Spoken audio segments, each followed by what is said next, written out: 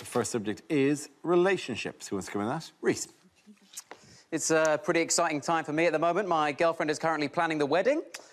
Sorry, not girlfriend anymore, is it? I keep doing that. It's not girlfriend. She gets so annoyed. My ex-girlfriend is planning her wedding. It's very hurtful for me to watch, but one of those things. Anyway, got a new girlfriend now, because that's how comedy works. Got a new one, and she's all right, my girlfriend. She's pretty good. She's not perfect. She's got her quirks and her tics, like she pronounces it espresso instead of expression. She's weird. And relationships are about compromise, though, aren't they? We all know that. Like, she doesn't want to watch football, and I don't want to die alone, so we don't watch football. That's the yin and the yang. You give and you take.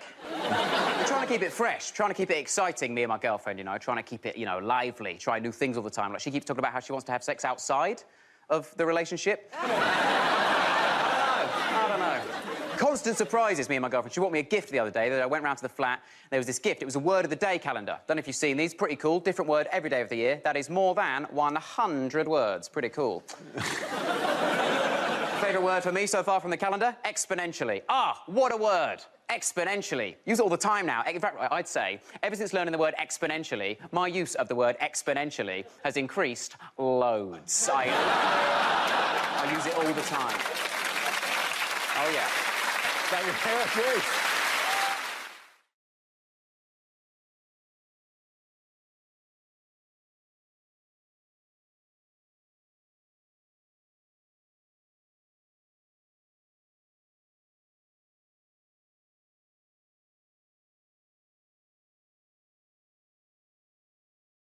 Love a quiz. It is our Liz quiz.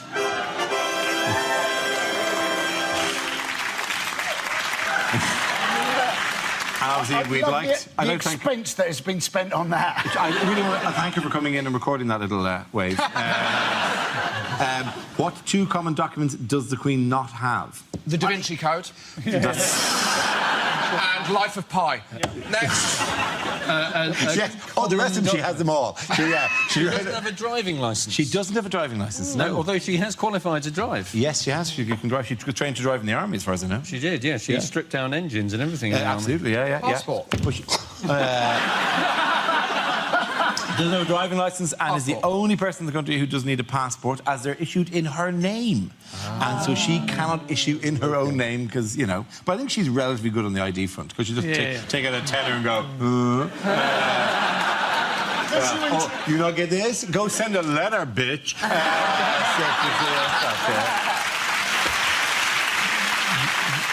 What did the Queen invent with a dachshund and a corgi? A dorgie. Yes! Is it? Yes, it is. I was joking. She invented a breed of dog called the Dorgie. Which, you say she invented it? What, she was there going, right, you put that in there now. She didn't invent it, though, did she? According to this card, yes, she did. She couldn't have gone on Dragon's Den. One needs £30,000 for 40%.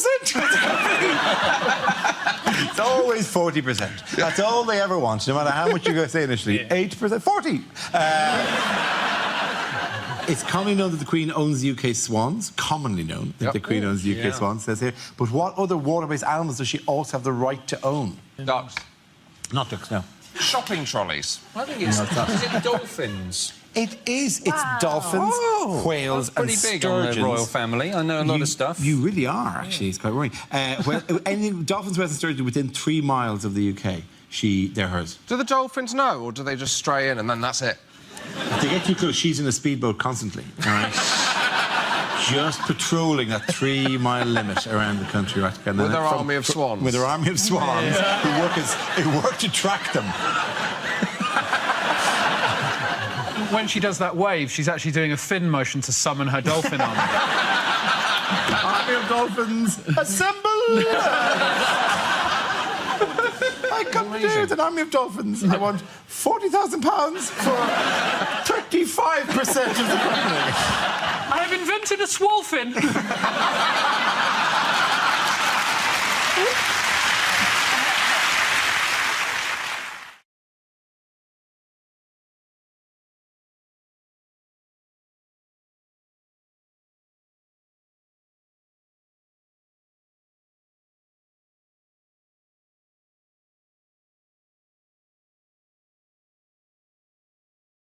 We come to scenes we'd like to see, so if everyone can make their way over to the performance area, please. I'll read out this week's topics, and then we'll see what our panellists can come up with. OK, here we go. Our first subject is things you won't hear at the World Cup. No one's guaranteed a start in this England team. The only thing that's nailed on is Wayne Rooney's hair.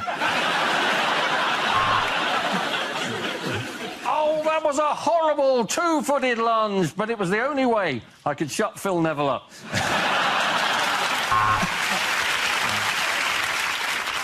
And now our cameraman is going to pick out some of the plainer girls in the crowd. Let's have a look at possession. Yes, 7 Colombians have been arrested for it. Hang on. It's all very high. Sorry. So it's just this one side is doing it all the time, and that's really unfair. I'm so sorry, right? You two are you're kind of hogging it a bit. So for the rest of the round, I'm sorry. You're just going to have to...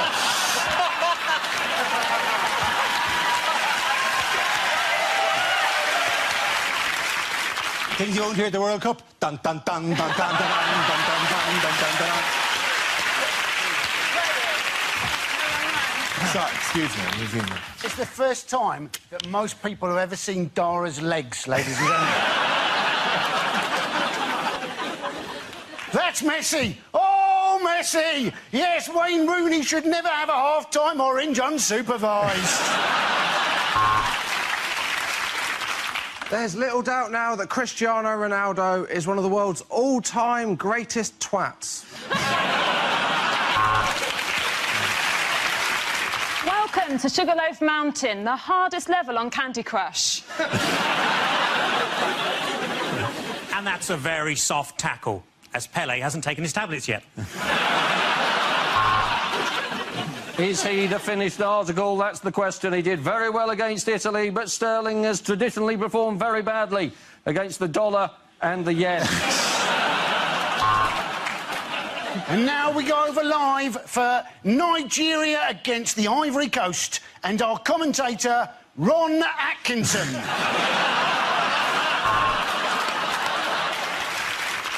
You join us here in Brazil where it's still fucking well up. Hey, who's heard what's going on in Iraq?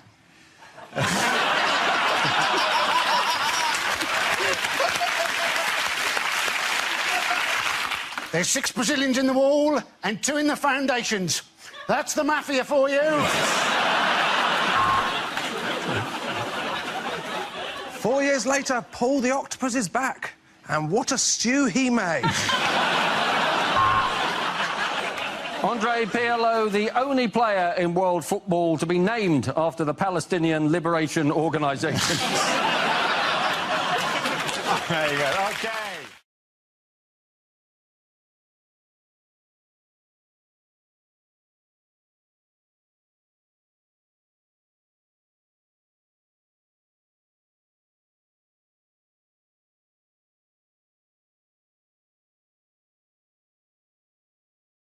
OK, here we go. Let's spin the wheel. The first subject is alternative medicine. Can I have a volunteer to talk about that? Andy. Apparently, a lot of people trying to get into therapy at the moment, other people knocking it, saying, you know, oh, well, you should just lose your inhibitions, talk about your problems to your friends. I thought I'd try this. I talked about my problems to my friends for a whole hour. Lost my inhibitions, also lost my friends. I now tell my problems to taxi drivers. 2 advantages in this. 1, it stops the taxi driver from telling you his problems. And 2, it's amazing how much quicker you get to your bloody destination. Well done, Andy Parsons. OK, let's spin the wheel again. And it's environment. Didn't that used to be an advert for mints? Ryanair getting a hard time from the environmental lobby because they've launched a £7 flight to New York. Although, as always with Ryanair, it does land slightly outside New York, in Dublin. It's a pity we can't harness more natural energy, isn't it? Pity we can't harness the power of British moaning. Oh no, that moaning powered light bulb's on the blink again. Oh no, there it is, back on. Everyone complained about the floods, didn't they? I like storms. I like thunder and lightning. What I like to do during a storm is shag my girlfriend and pretend that we're taking part in the conception of the Antichrist. Frankie Boyle, ladies and gentlemen.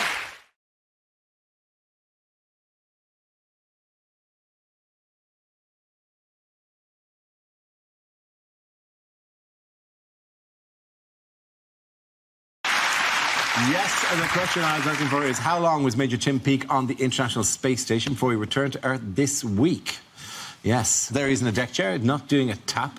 But the only reason he come back was because the Russian bloke on the space station stuck up behind him on the end of a bar stool. I watched the news report about it, but I'm hard of hearing, so I used the subtitles, and it genuinely said that he was up in space for 6 months without gravy, and it took me ages to realise they meant gravity. To be fair, he was without both, and I couldn't do it, you know. I mean, there's that anti-gravy machine they have. Since. Sorry, I just realised there's a fucking box under my... No wonder I've got no space. Look at this. What is it? Just found that. The old sharpie gun. It's a bit tight down here, isn't it? What artefacts have you discovered? I don't know. And I've dropped my drink. This is an absolute nightmare. I've done the carpet, I'm afraid. He set a lot of records while he was in space, didn't he, Tim Peake? He did. But it was kind of like, once he got into space, that was the hard part, and then just everything he did, he was the first person to do it in space. It was just like, he was the first person to get on the New Year's Honours list in space. He was the first person to do a marathon in space. It's just, once you get into space, that's you. It's like, if I got into space, I could set records for first man to clean his glasses on his underpants. In space, you know. He did marathon up there, didn't he? And I thought I'd run a marathon if I had an option to float bits of it. Just set the treadmill on really fast. I'll just hover above it. I haven't hit the wall yet. When's the wall coming? It's gotta be honest. This is so difficult. I've done 4 miles already. He did the marathon. He didn't do any football because they wouldn't have got past the coin toss.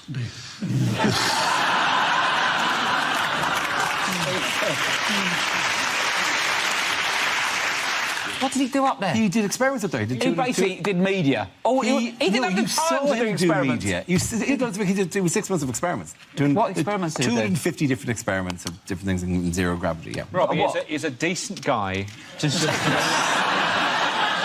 Anything Americans are watching it, though. I mean, it's incredibly, you know, we're excited, but the Americans must be watching it going, you are literally 40 years behind us. There were Americans as well, you know, on this. That's all the Americans are doing as well. Are you going to shut down every comical notion we bring to you? Yes, yes, but he was in space, so leave him alone. Respect the spaceman. I love science, and everything's OK because it's science. I think I'm not joking about astronauts. Just because he's gone up there and done experiments, I don't know exactly what they are, I've just been told. Do you think he's bluffing that actually... He's on a blank, mate. He's been up there. The slightly sad thing about it, he's the first British astronaut, but he is representing the European Space Agency, isn't it? So if there is Brexit, the next British astronaut is going to be in a hot air balloon on a very long... I think he deserves all the honours he's getting, because it is a dangerous mission to get that much closer to the sun when you're that ginger.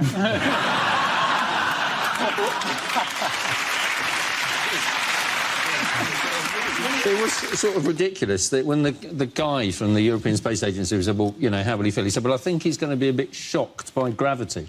You think he's got a very short memory, isn't he?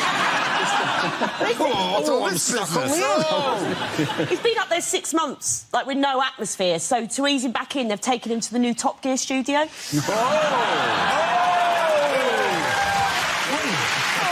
that, Chris Evans. The first comment when it came out was that the Earth smelt really strongly of Earth, and everybody sort of shuffled uncomfortably and went, that's just Kazakhstan. I like the way he said, I'm looking forward to spending some time with my wife and having my first shower for 6 months. Like, other way round, mate. That's it. Unless she likes him a bit gamey. So I'll do it the other way round. So how do they wash in space? They get a cloth. They wash just with a cloth. With a cloth, yeah. Dirty bastard. Just there. So would you like to go in space?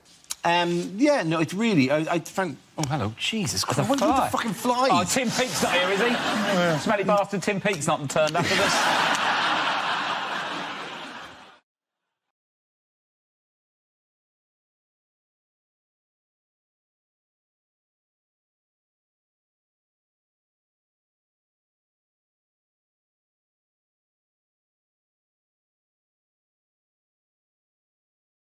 OK, the first subject tonight is unlikely lines to hear in an episode of Doctor Who.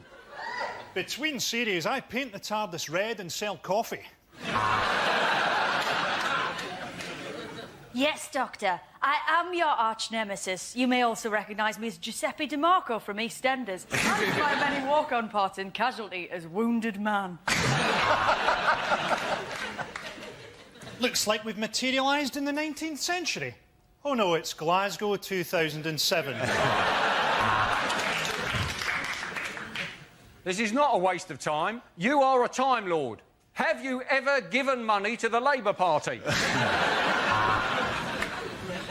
I'm here to save the Earth, but as a doctor, I won't be working evenings or weekends. K9, stop humping the toaster. Welcome to my Dalek poetry reading.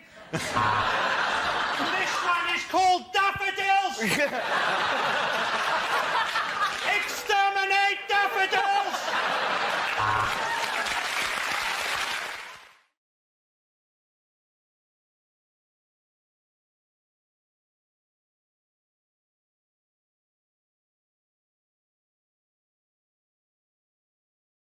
OK, here we go. The first subject is unlikely things to hear on a property show.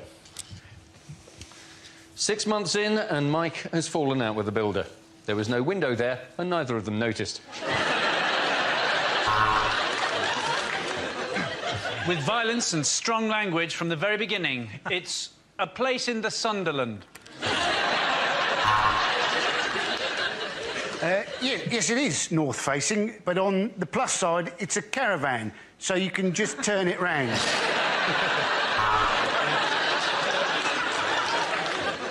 Get that fish out of here, it stinks.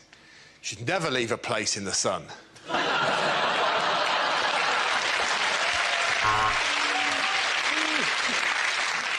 We've just 1 hour while Gina's at the shops to improve her flat in Luton. We're setting it on fire and moving it to Oxford. Well, it's another setback. This time the structure is damaged. And for the first time, I'm asking myself, will the Death Star ever be finished?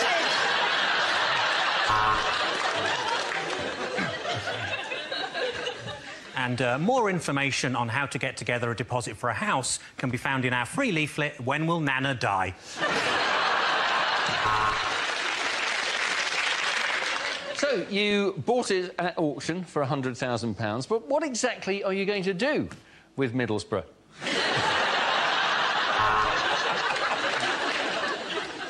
Well, what we've done is we've knocked the wall between the kitchen and the lounge down, and what that's done is killed all the people who were sitting in the lounge. The kitchen's done in a very modern style. We call it Crack Den. We're looking at a well-equipped council house in Hull. Fridge, oven, washing machine. In fact, this is one of the nicest gardens we've seen. This week on Grand Designs, my gran designs a house. It'll be shit. She's got terrible arthritis and not even a rudimentary qualification.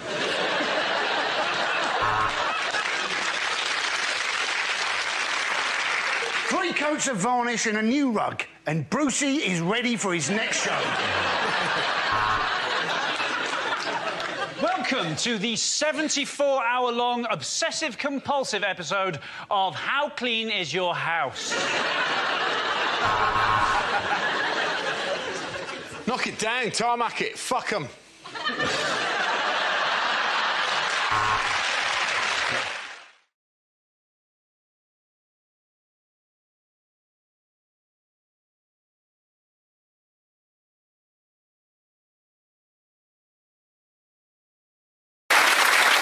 Why are retro gadgets like this suddenly all the rage? This apparently is very popular now. What? That's a camera read. Yes. Are you genuinely? Have you never seen these?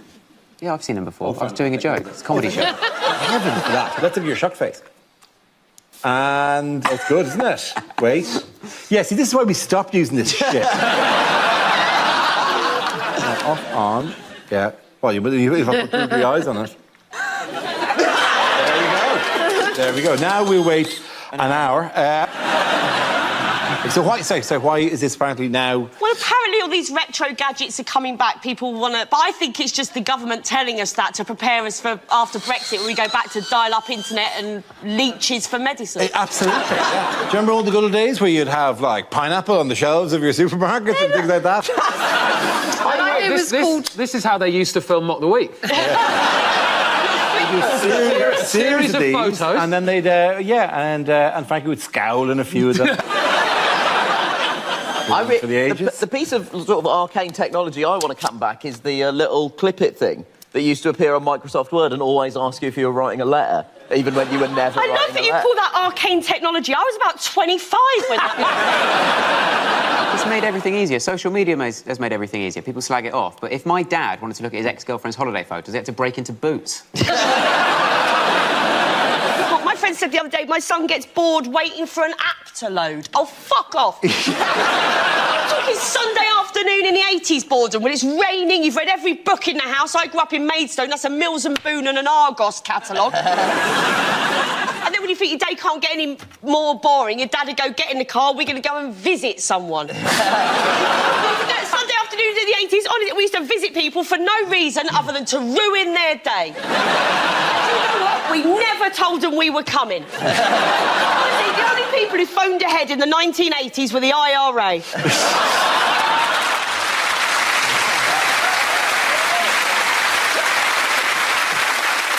Yeah, that's what it was like. That's what the 1980s were like. There it is. That's how...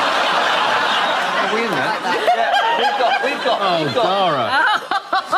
That looks like the photo they would use if you were embroiled in a Me Too scandal. Is that the last photo before you went missing? Oh, God. All right, Jesus. Did I go missing because of the Me Too scandal? All I'm asking you is if you've seen my son... Oh, mate. He may just be masturbating. You can just see the missing persons helpline number. Masturbated all the vitamins out of his body. It's like one of those old Victorian photographs that prove the supernatural. It looks like a kids' movie where you play the fun vampire. Casper the Frenchie. Oh, no, it's the ghost that bullied Casper. I don't know what's happened with this, but I'm not saying the past was more racist, but I appear to have been turned white. Wow,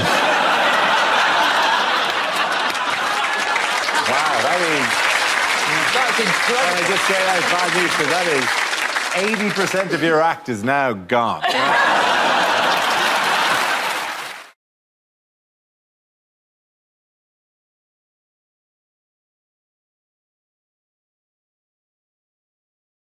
Likely lines from a thriller. Boss, I've got some news about the criminal who's been impersonating Sting. He's turned himself into the police. We've got to get out before it goes off. Oh, no, I've misread the sell-by date. We've got another week. Yes, my name is Pussy Galore. Yeah, obviously it's a code name. My real name? Oh, it's Fanny Everywhere.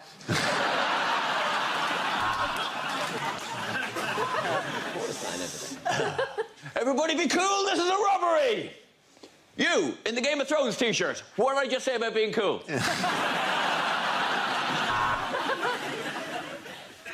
Strapped to a railway line. Thank God it's Southern. I've got 6 hours to escape.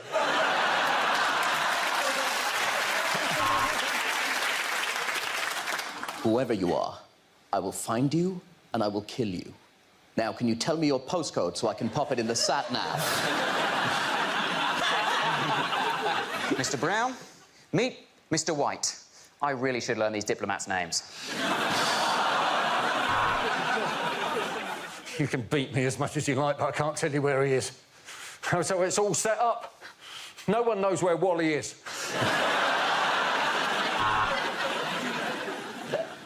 Go, leave me behind. I love you, that's why I'm saying this. Go ahead without me. You only get one chance to play the Crystal Maze.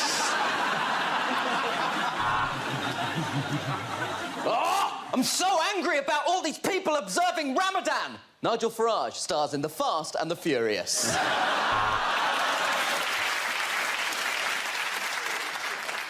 It's male, 30 to 35, Caucasian, no obvious sign of trauma.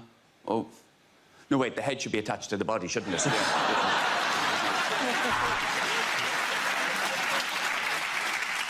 Right, we was going down to see the match with some of the lads, and some blokes got killed, didn't he? Yeah, it was murder on the Leyton Orient Express. Oh, my God. You're the Zodiac Killer. Before you do it, I'm a Libra. Just let me know what I've got coming up. This elevator company is corrupt, and I think it goes all the way to the top.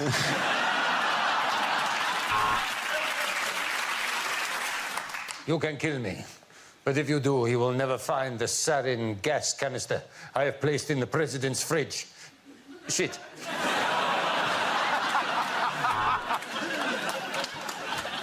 You try to expose corruption in my elevator company, you're going down.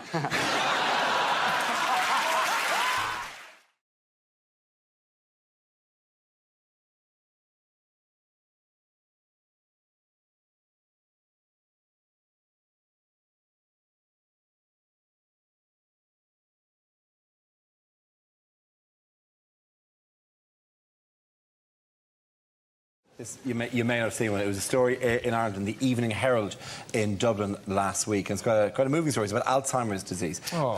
It was, yeah. And the story basically was being a big head may be good for you. Scientists found that large-headed individuals with Alzheimer's have better memory and thinking skills than sufferers with small heads. All of which is quite interesting. You see, the next paragraph I found difficult to take. People with larger than average heads, like comedian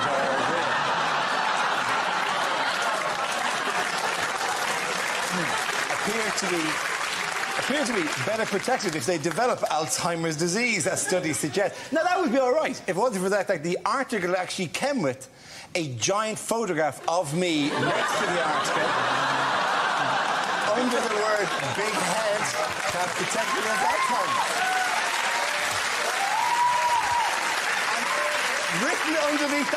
Written underneath that was extra large, : report is good news for Dara O'Brien. No, it's not. It's not good news, because I suddenly realised I've got a big head apparently. What do you mean you've suddenly realised? What do you mean you suddenly realised? Dara, protect us from the Alzheimer's. Back in Canada, I did some modelling. It was for medical, it was for penile dysfunction. It was a before and after picture. This is true. I didn't model. I don't model for big head things. I don't regard myself as having a large head. I don't have difficulty buying hats. I don't have difficulty getting into jumpers. My head has caused me no... When did those three guys get here?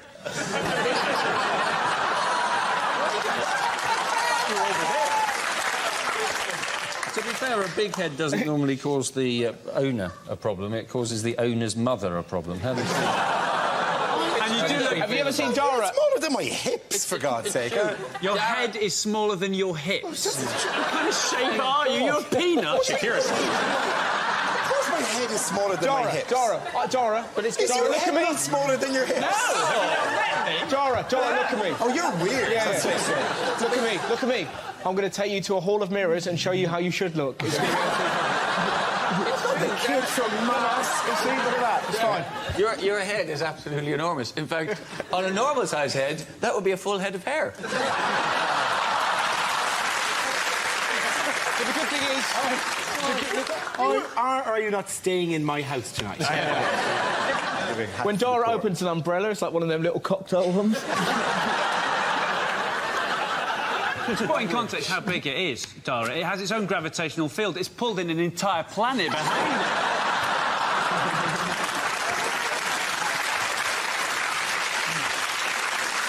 This desk was straight when we started. I was expecting sympathy. That's why I introduced it. What I did was I said something about... I revealed a weakness in front of 6 comedians, and I thought, there's a group that'll help me through this.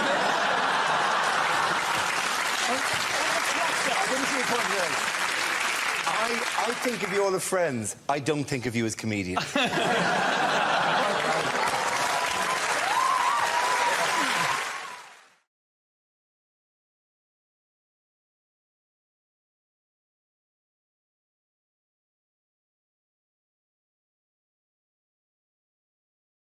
This, you may not have seen one. It was a story in Ireland in the Evening Herald in Dublin last week. And it's quite a moving story. It's about Alzheimer's disease. Oh. It was, yeah. And the story basically was being a big head may be good for you. Scientists found that large-headed individuals with Alzheimer's have better memory and thinking skills than sufferers with small heads. All of which is quite interesting. You see, next paragraph I found difficult to take. People with larger than average heads, like comedian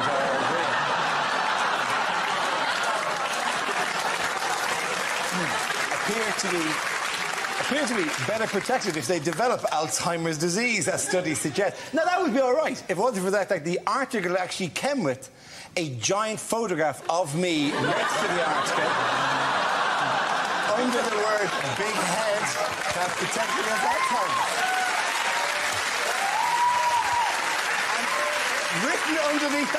Written underneath that was extra large : report is good news for Dara O'Brien. No, it's not. It's not good news, because I suddenly realised I've got a big head, apparently. What do you mean you've suddenly realised? What do you suddenly realised? Dara, protect us from the Alzheimer's. Back in Canada, I did some modelling. It was for medical. It was for penile dysfunction. It was a before and after picture. This is true. I didn't model. I don't model for big heads yet. I don't regard myself as having a large head. I don't have difficulty buying hats. I don't have difficulty getting into jumpers. My head has caused me no... When did those three guys get here?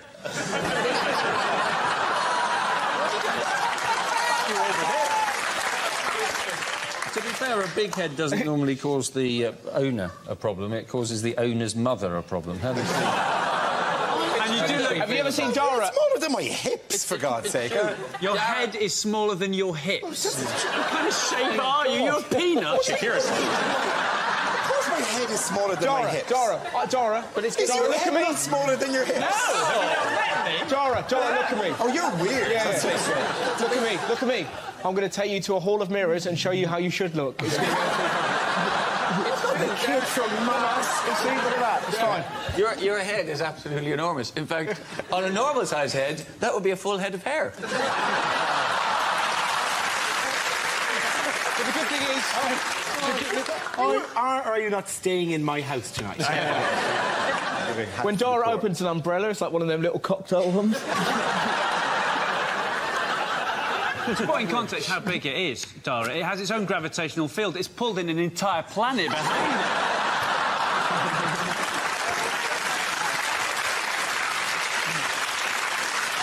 This desk was straight when we started. I was expecting sympathy. That's why I introduced it. What I did was I said something about... I revealed a weakness in front of 6 comedians, and I thought, there's a group that'll help me through this.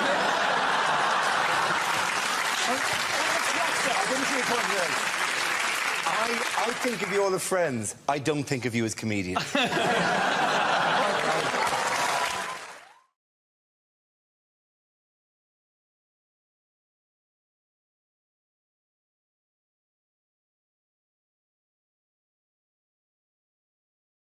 I call it ideas for scenarios we'd love to see, and the performers come in with their suggestions.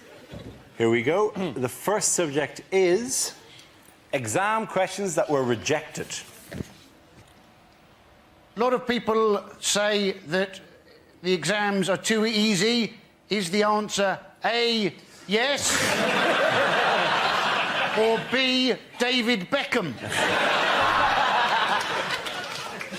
With illustrations, describe the Prophet Muhammad.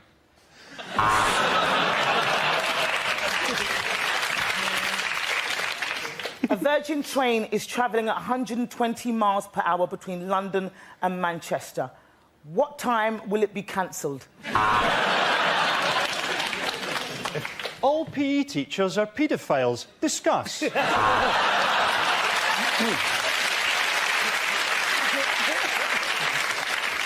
If the world is heating up at 2 degrees per decade, what is the point of anything? Spell Mississippi without looking at how we've spelt it in the question.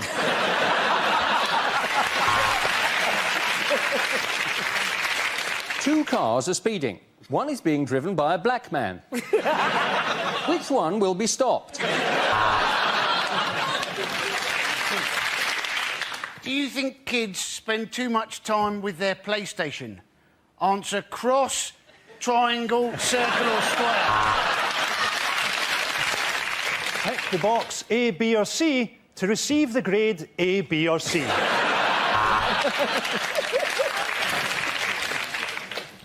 Sex education practical. Report to me in the stationery cupboard. If I add 1/8 to 1/16, how stoned will I be?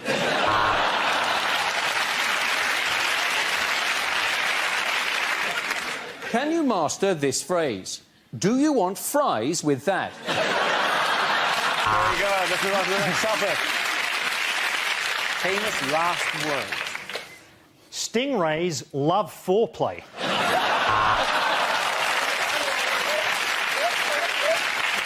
Charles? Charles?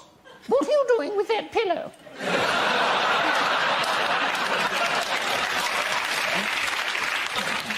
I'll bet you I can jump that ticket barrier. No, don't shoot me! It's Yoko you want! The funny thing is, the closer it gets, the more it looks like a piano. Oi, Zidane! Your mum's a slag!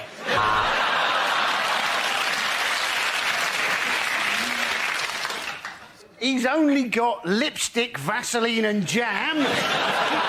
What trouble can he cause? Yeah, Jackie, let's go in the open-topped car. Of course, it's not a poisonous snake. What would a poisonous snake be doing on a plane? Jackie's first lines for the new Harry Potter book. Harry thought of his magical adventures very differently now that he'd been diagnosed as a schizophrenic.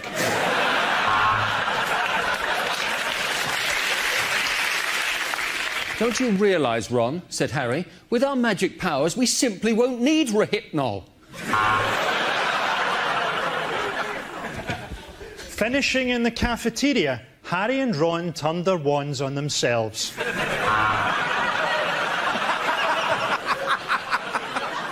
It's not as good as that one. I am Lord Voldemort, and I am an alcoholic. Grease the goat! Grease the goat! Grease the goat! Harry stared at his own spectacles and thought, I can summon a centaur, but I can't fix my astigmatism.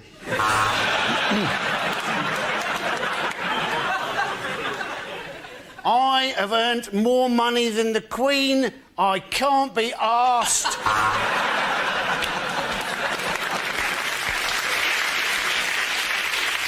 I'm sorry, Harry, said Ron.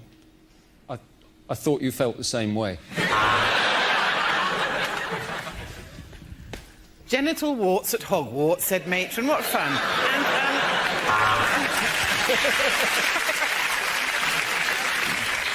Harry wrapped the elastic round his arm and tapped the crook of his elbow, trying to get his vein up. Come on, you bastard, he said. Something about the spell must have gone wrong, because one of Harry's testicles had turned into a scorpion. It was October, and the beginning of Harry's 5th term at Feltham Young Offenders Institute. Show us where Dumbledore touched you, said the judge. Show us on the doll. The next topic is unhelpful things to say in a crisis. I know, why don't we get the UN involved?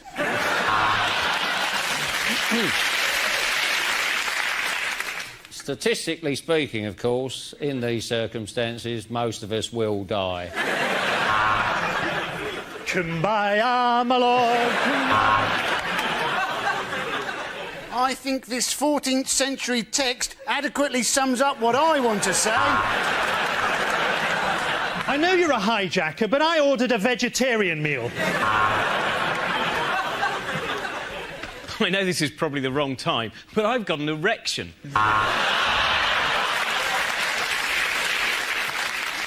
Women and children first, then I'll shag the men and the animals.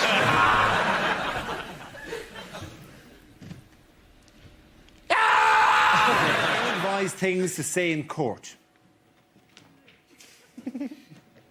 How could she have seen my face? I was wearing a balaclava! So, to summarise, there's no evidence, but he does look a bit rapey. Your Honour, that wig looks really gay.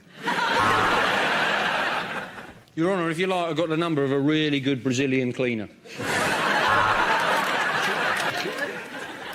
If stabbing a man makes me guilty, I'm guilty.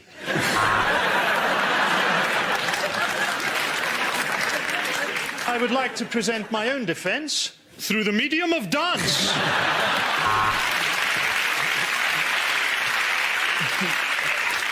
So, if I'm found not guilty, can I keep all the stuff I nicked? And I put it to you, my lad, that child is sexy.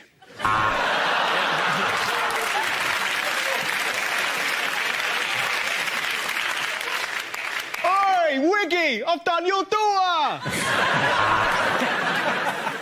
I was performing the Heimlich manoeuvre and it sort of turned into the wheelbarrow position. Will this take long? We're meeting a boat from Colombia at 9.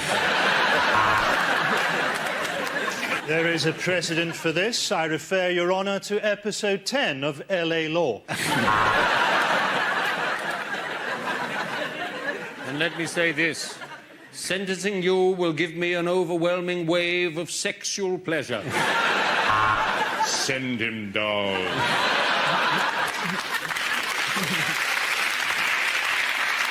The next topic is things a sports commentator would never say. Like a lot of people watching this Olympics, I'm wondering why black people don't just take over the earth. There's the bell, and the schoolgirls I've been spying on go back to their classrooms. I can't be the only person to wonder what it would be like to shag this gymnast. So here we are, from Wembley.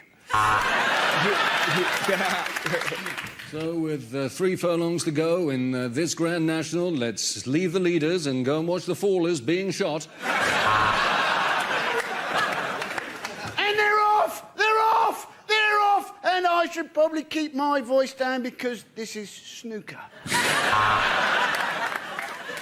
Oh, forehand, backhand, forehand. Oh, don't you just love it when they grunt?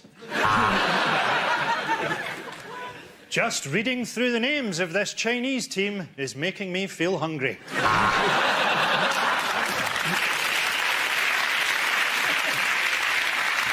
And for those of you who missed them, here are next week's Italian football results.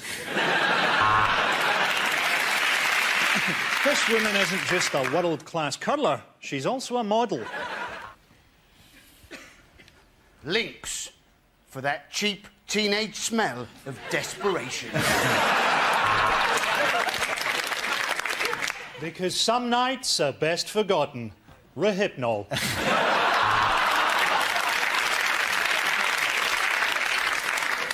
Injured at work? Don't drive a jet car at 300 miles an hour. The Islamic Jihad High School, because they blow up so quickly.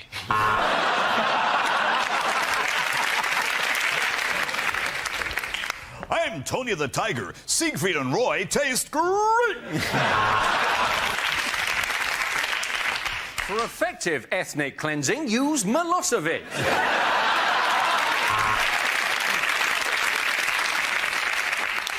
The post office. We're always full of absolute freaks. We laundered this half of the money with the mafia and this half with the more violent Chinese triads. L'Oreal!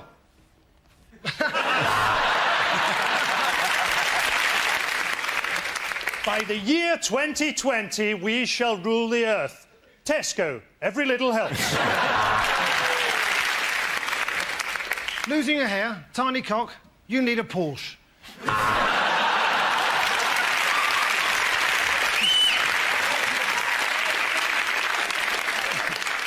Clear all your debts with one easy payment. Buy a shotgun and blow your head off.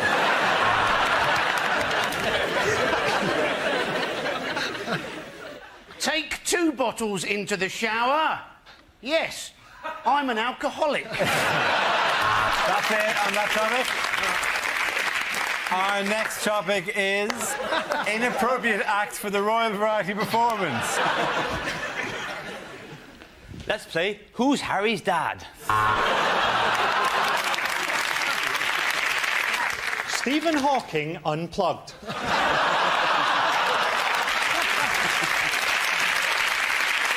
Your Royal Highnesses, Lords, ladies and gentlemen, I give you synchronised dogging.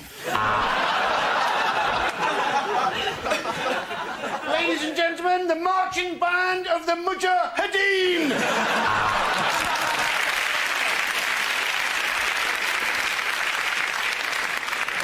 As a treat for the Duke of Edinburgh, the black and white minstrels sing the speeches of Hitler.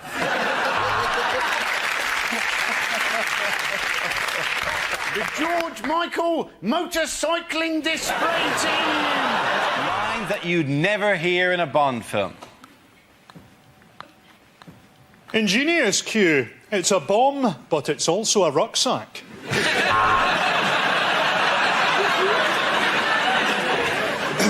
James, what a wonderful present. Chlamydia.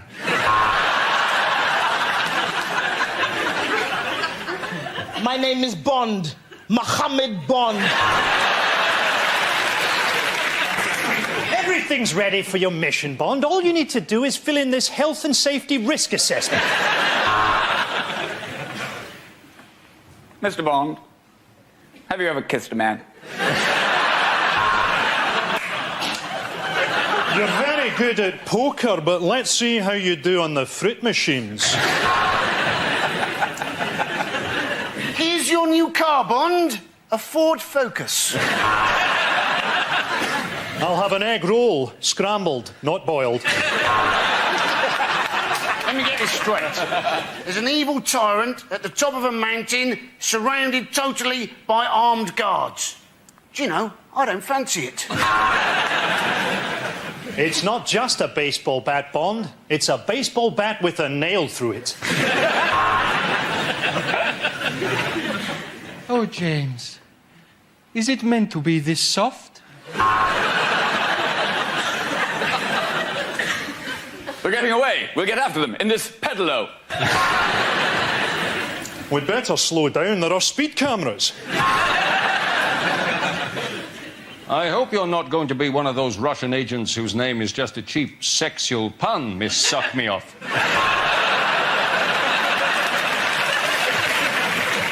Next topic is TV shows that never made it to air. The boy whose arms and arse and head fell off. He robs from the rich and the poor. It's Robin Hoodie. And now the magic of Britain's parks at night as Bill Oddie presents Gay Watch.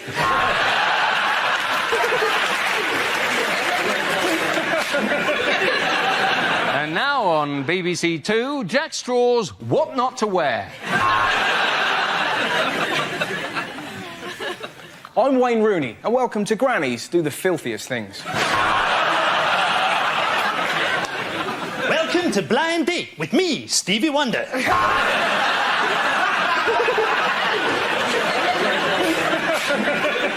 now BBC One, it's the Senile Dementia Show. Where do you think you are?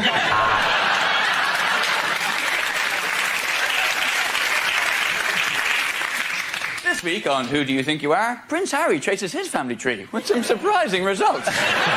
Things to say when leading troops into battle. Cry God for Harry, England and St George. Let us march to the music of Shawaddy Waddy. Soon you'll be at home with your families, in a jar on the mantelpiece.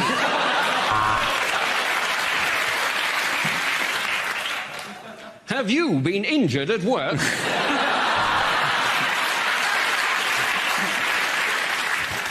Right, lads, I might...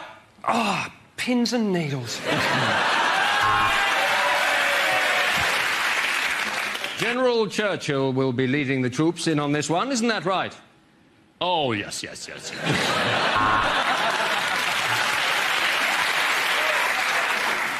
Our best hope is that the enemy kills so many of us, they become slightly depressed.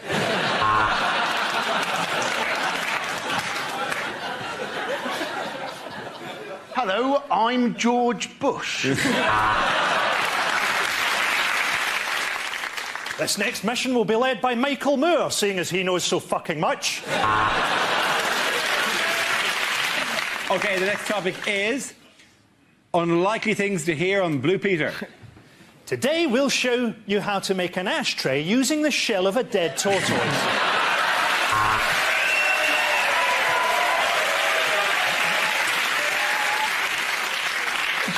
And welcome back, John Leslie. Have you ever wondered what it would be like to be a gimp? When we say the vandals have killed the goldfish, we mean they've shat in the pond. And all we'll need to make this is a Bunsen burner, a spoon, some fresh cocaine and a pipe.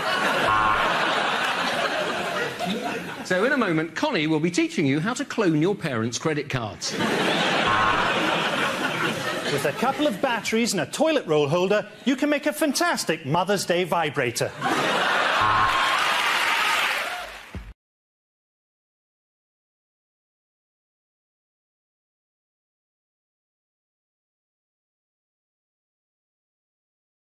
Now we play a round called Wheel of News, which involves everybody. So if you could make your way to the performance area, please. This is a stand-up challenge based on this news wheel, dotted with topical subjects and faces. We spin the wheel, and when it stops, anyone can step forward and try to make us laugh about the subject it has landed on. If I judge that the person has got a big enough laugh, he or she is safe and gets to sit down again. The first team to have all its players sitting down at the desk wins the round. So here goes. Let's spin the wheel. Well, Michael Howard, the Tory party leadership. Who wants to get in on that? Ah, like a shot.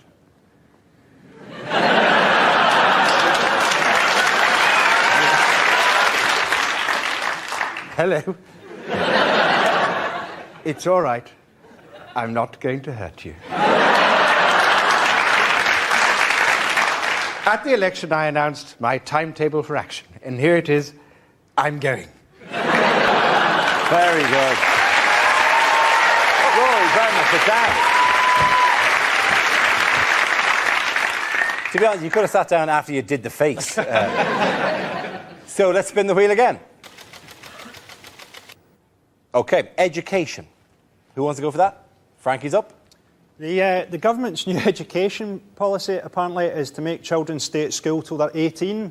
It's just not living in the modern world, is it? 17-year-olds having to go to school. Who's going to pick their kids up from primary?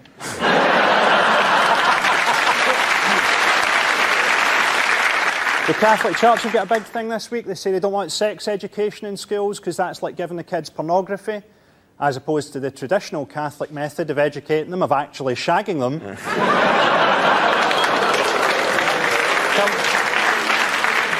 Come on.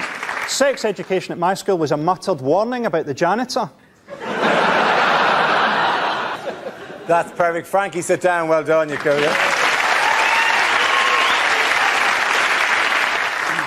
Covered yourself in glory there. Let's have another look at the next story.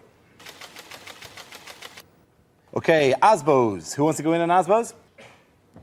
It's Linda. Yeah, I think people are a bit down on ASBOs, but you've got to remember, these are the only qualifications that some kids are going to get.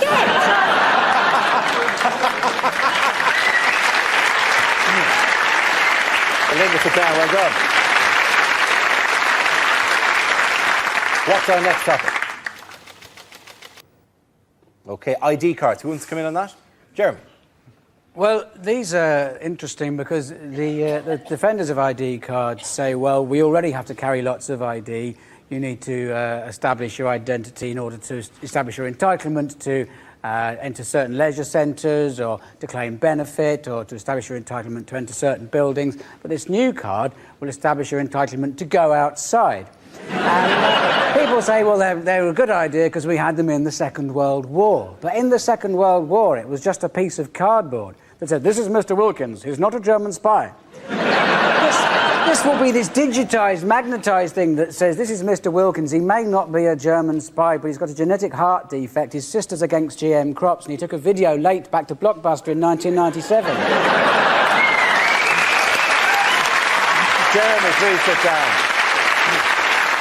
So, at the tie-break situation, I'm going to spin the wheel one more time. I want the two remaining players, that's Hugh and John, to give me something on that one topic. You both get a go of it, and the audience essentially decides. So, let's spin the wheel. OK, the nation's health. Apparently, it's very important to stay healthy to have 5 portions of fruit a day. I do that. I have half a packet of Starburst. The Tories are very big on MRSA, which I found a bit surprising. I reckon most of them thought it was the way a posh man would pronounce the lead singer of the Smiths.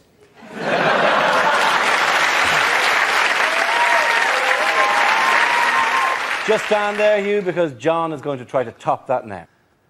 There is absolutely no need to worry about Britain's health because, as we've all learnt, Jamie Oliver is going to save us all. And if Jamie Oliver has only taught me one thing, and he has, it's this, that an unhealthy lifestyle is like a homing pigeon. Yes, it's a lot of fun at the time, but one day it will track you down and it will kill you. Very good. I'm going to give it to John, so John and his team are the winners.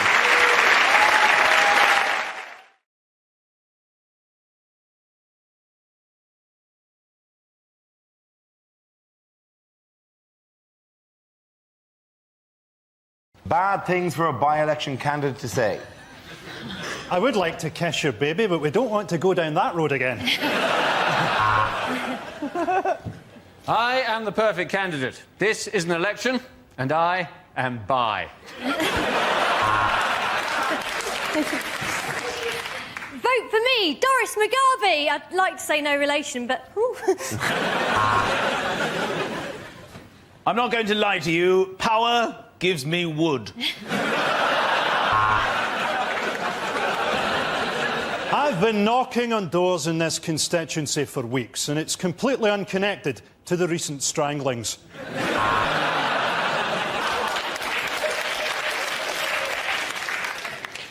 Knife crime must end. Just last week, I was given a steak knife when I clearly ordered the fish. If elected, living standards will go up. For me and my wife. I would say the fact that the Labour Party haven't put forward a candidate has not devalued this election at all. Ask my fellow opponents, Timmy Mallet, Elvis and the Honey Monster. I promise to bring crime in this constituency down by patrolling the streets at night dressed as a man leopard. I have impeccable green credentials because I've never used deodorant or had a bath.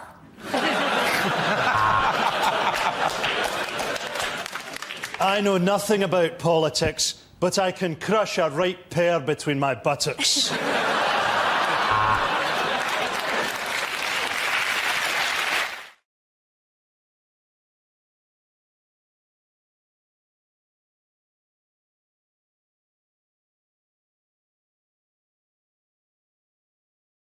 Bad things to say at the opening of the new Wembley Stadium. Is it just me, or does it all feel a bit wobbly? Due to a double booking, England's first match is against Simply Red. Ladies and gentlemen, James Blunt.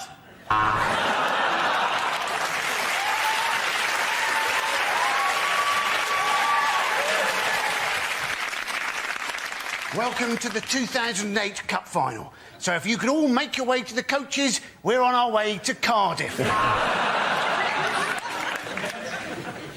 And all for the same price as building a rope ladder between the Earth and Jupiter. Can Mr. Bin Laden report to lost property, please? Mr. Bin Laden. And who knows, maybe here, one day, with the right linesman, England can cheat their way to another World Cup.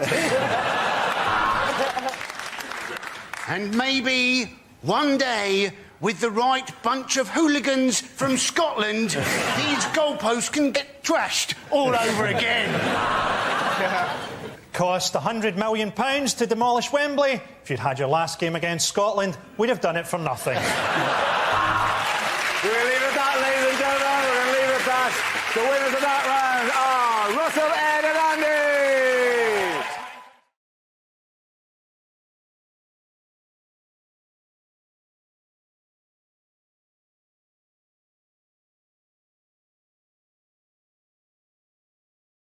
Unlikely things for a vet to say.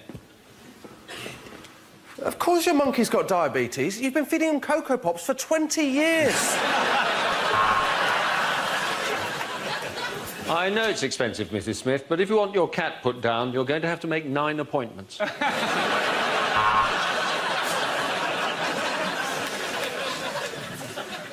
No, I'm afraid Timmy won't be coming out of hibernation soon, and that's because he's not actually a tortoise, he's a Fray-Bentos pie. So what I'm going to do is I'm going to cut open the stomach of your Rottweiler, and hopefully I'll have both of us out of here in no time whatsoever.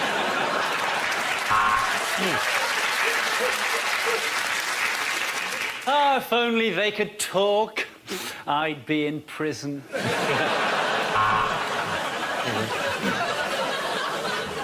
The bad news is we've had to chop off one of Fido's legs, but the good news is you put roller skates on him, that's 3 million hits on YouTube right there. You're right, Mrs. Thomas. This is the first beaver I've seen. Now, what pet have you brought in?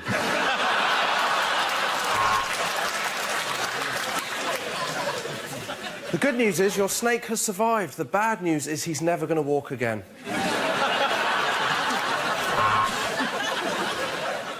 Well, sir, if you think this treatment is too expensive, I suggest you get your meerkat to find somewhere cheaper.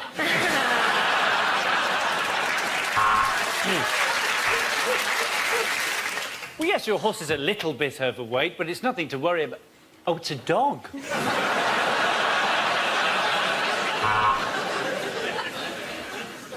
We just had the test results back on the cows, and it's not good, I'm afraid. They're 10% horse meat.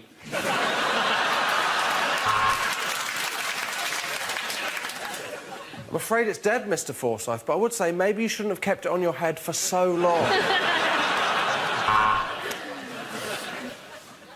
I'm afraid I'm going to have to put your dog down. Rover, you're a fat, lazy arsehole who couldn't catch a stick to save his life. Mr. Johnson, you spoil that dog. Not only are you overfeeding him, but he's quite capable of licking his own balls. At the end of that round, the points go to Chris, Hugh and Gary.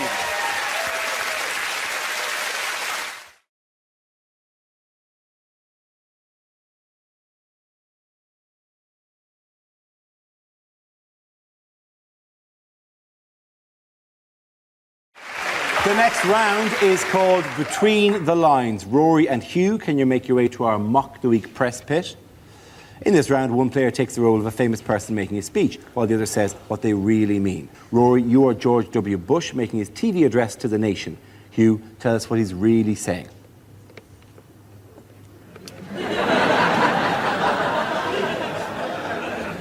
My fellow Americans. People of Florida.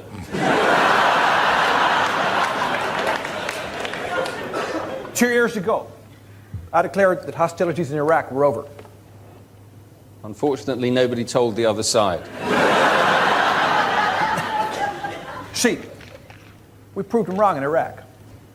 They said there was no link between Iraq and Al-Qaeda. There is now. What people have to understand is the problem was essentially our lack of intelligence. People have to understand. The problem is essentially my lack of intelligence.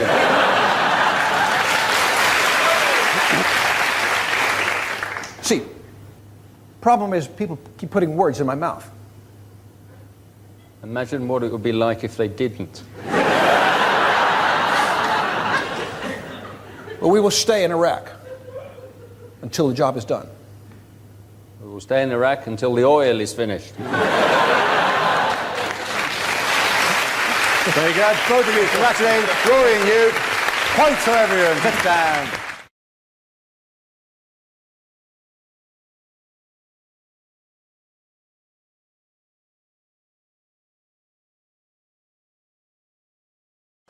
Unlikely questions from this year's exams.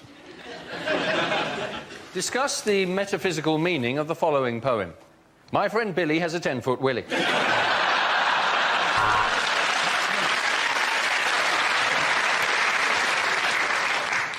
Would you like this exam to be A, multiple choice, or not? The Bronte sisters. Shag, marry, push off a cliff.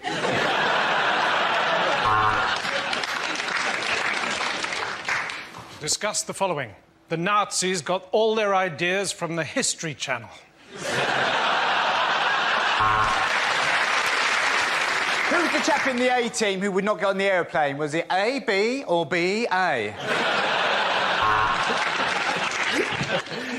If a bank loses £60 billion in a 6-month period, using numbers that you've plucked out of thin air, work out what the chief executive's bonus will be.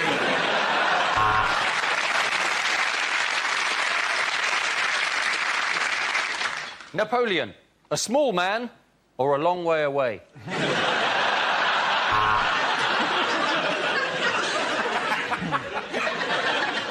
Quantify n in terms of q when q is a positive integer that dissects a parabolic curve. How's your lucky pencil case now?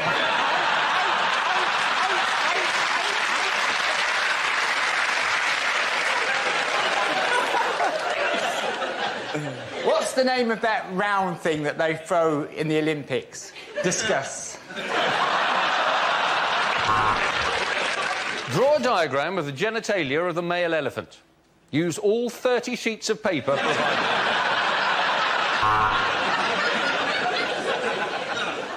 Biology. Without singing, what is the knee bone connected to?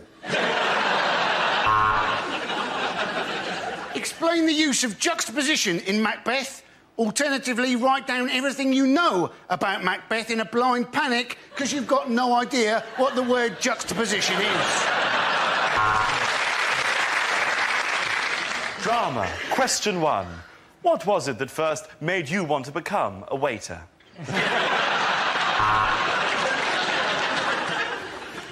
What is your PIN number?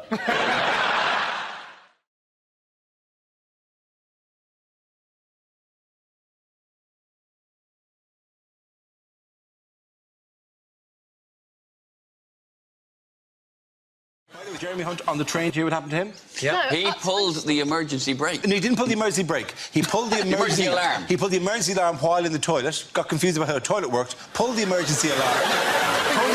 And then they made an announcement. Somebody has pulled the emergency alarm in the toilet. If anyone could go, you know, because no doctors were there because they're all still working and couldn't get to it. And then he the door to open, shunk in that kind of Star Trek style-y, and the Minister for Health had to walk out and go. I always wondered this about guys on trains. Like, do you stand up to pee, or do you sit down to pee because it's moving so much? Oh, I stand, because it's an exciting challenge. You have to stand. You call it, basically, you stand as Osborne does just before exactly a speech. Your legs far apart, and so that actually, in many ways, you're much closer because you've moved your entire hippage is lower, right? And then one arm holding the back wall, and the other arm holding a pole, and then you're there. You're... And sometimes, just to add an extra bit of spice, we won't lock the door. Tick-tock, tick-tock, at any minute that's going to open, and somebody's going to see me in cruciform position. But then eventually that buzz goes, and then you have to do a stand-up poo just to really get that high. If you're not standing up, you miss the whole of that vacuum thing, which is the best thing about train loos, isn't it? You're like on a normal flight. There's nothing exciting about that, is it? Girls don't see it, do they? Because they're still sitting down when they press the button and it goes... No, we get up to do that. Yeah, You're up by then. Like, we would be sealed in it if we stayed. You would go in there and you would just find some woman waiting for you to prize her off. You're not necessarily... Prince Charming to the rescue. Yeah, milady, would you like me to... I like how quickly we've moved from the Tory party conference to shitting.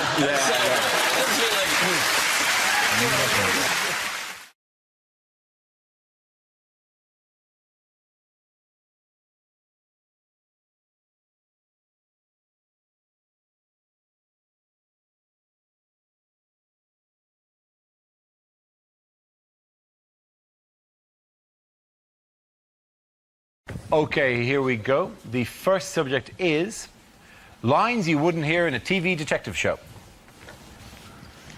The suspect has got a gun, but it's OK. Gaz has arrived and he's brought chicken and a fishing rod.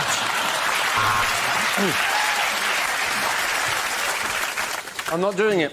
This is a midwinter murder. It's freezing. It's not in the contract.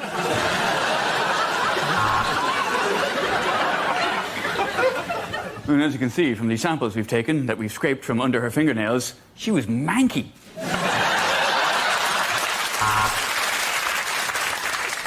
He were a policeman that got hit by a car and thought that he'd woken up in 1970. He were wrong. It were present day. This is CSI Hull. Sergeant, if you look closely, there are semen stains all over these bed sheets. Let's book into the Holiday Inn instead. Poirot, you've done it again. You've bored me shitless for the last 2 hours. So that's it. At the end of a 3-month investigation, that is it. It's Colonel Mustard in the living room with a lead pipe.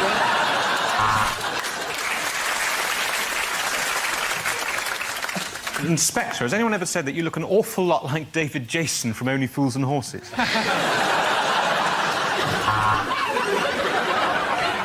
Yes, Miss Marple, we've had the lab results back, and it's very interesting. Actually, it's thrush.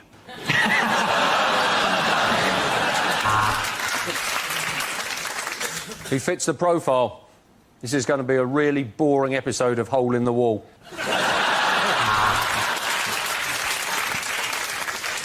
You're probably wondering why I've asked you all to gather here in the library. Sorry. Probably wondering why I've asked you to gather in the library.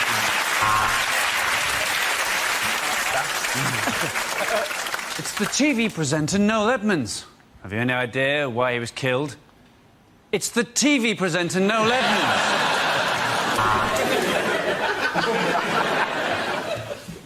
Ken Stott is Detective Inspector David Sod in Sod's Law.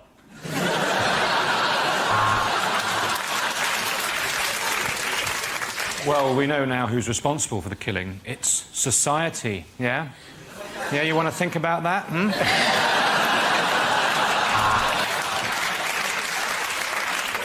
The body is that of Eamon Holmes. We may need a little more chalk.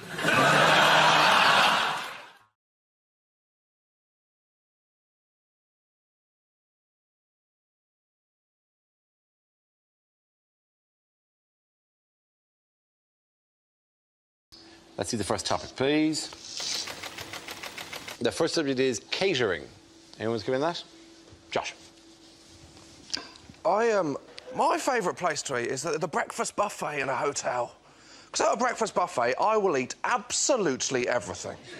That's the rule, isn't it? At home, I will have cereal or toast for breakfast. At a breakfast buffet, I am having cereal and toast as my starter. In combinations you would never consider at home. Coming back and what have I got? Well, 8 hash browns, topped with some Dutch cheese, actually. I have 4 pain au chocolat, 6 croissants, some segments of a fruit I've never heard of, and 12 of the smallest orange juices you have ever seen in your life. I eat so much at breakfast buffet, I'm so tired, I have to go back to bed. And then sleep through to my next breakfast buffet. I'll be mixing the cereals, going crunchy nut cornflakes with shreddies. Who do I think I am, Heston Blumenthal? You've got to do it, don't you? It's like when you're in Nando's, they give you the plastic glass to pour your own drink. I think, well, I'll be an idiot not to make myself a spranter in this situation, wouldn't I? What am I having? Having a Sprocafolo, actually, yeah, all of it. What did it taste like? Utter shit. Absolutely terrible. Thank you. Thank you very much, well done, Jack. OK, let's have a look at the next subject. And the topic is smoking. Let's come out. Joe. I've actually given up smoking, which, well, that's a lie. I'll be honest with you, I'm one of those pricks that says they've given up and then goes to the pub and smokes yours. Because, well, when I was a proper smoker, I hated pricks like that. I really, like, you know, someone comes to you and go, have you got a spare cigarette? I go, no. Because unfortunately, I'm addicted to them. Which means I pretty much take a shine to all of them.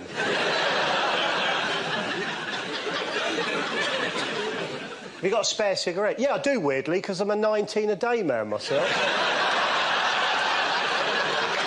Punch away, you knobhead. What else, like... Warnings, they do nothing for me. Like, you know, the warnings, they're quite drastic things. They're like smoking kills. So? I've got a horrible picture and still people don't give up. And I thought, bloody hell.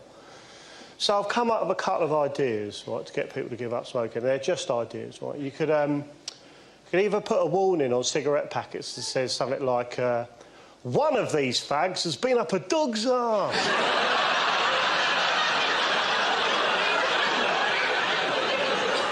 Yeah, I think that'll separate the men from the boys, won't it? Or simply make cigarettes cock-shaped. Well done, Joe. Thank you very much.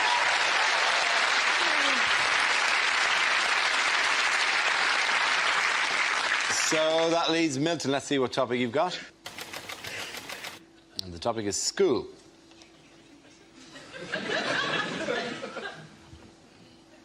That last bloke was a bit weird, wasn't he?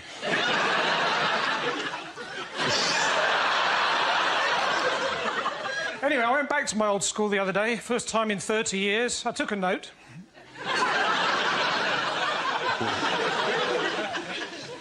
Teacher said, so, Jones, what have you done with your life? I said, oh, I'm just Britain's top Ofsted inspector. They were a lot nicer to me after that. I was there for the funeral of my old science teacher. They asked me to say a few words, so I did. Method. We put the coffin in the crematorium.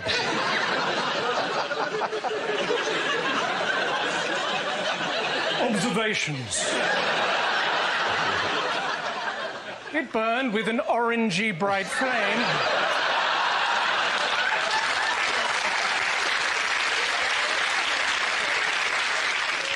Conclusion.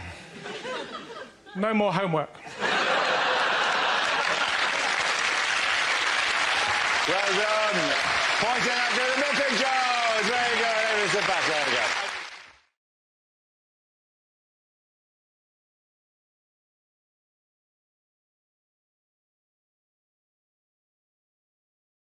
Lines you wouldn't hear in a Bond movie. Agents aren't what they used to be, 007. Meet 118118.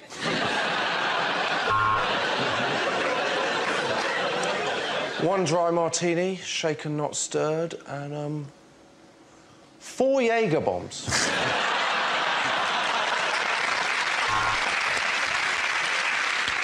So, Bond, we're really pushing product placement in this film. So here's your new secretary, Miss MoneySupermarket.com.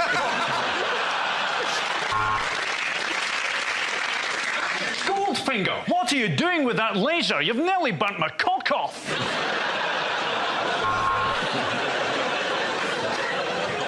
So, laser guided, fires at will, lovely in the hand, incredible repeat speed. Tell me, Mr. Bond, where'd you get a penis like this?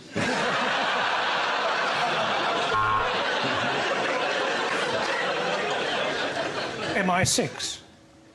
No, you're a lot older than that, Bond.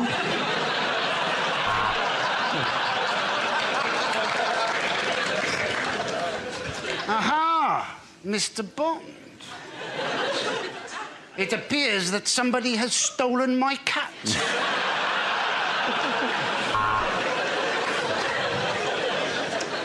I'm sorry, James, I'm going to have to remove your licence to kill. Also, I would question the validity of this boob inspector card.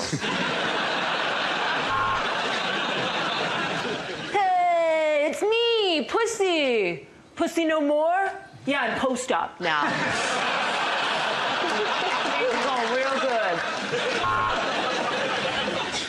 Professor, how could you?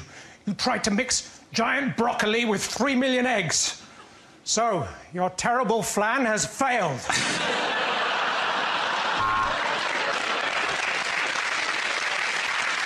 And this watch that fires bullets, and I'm afraid that's all the gadgets I can give you, Bond. I'm the 8 items or less queue.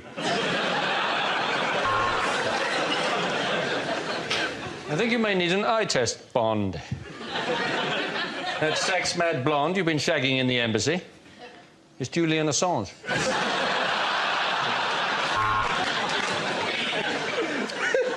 So she's smuggling diamonds somehow, Bond, and your job is to find out how. Just go to the hotel reception and ask for Fanny Vajazzle.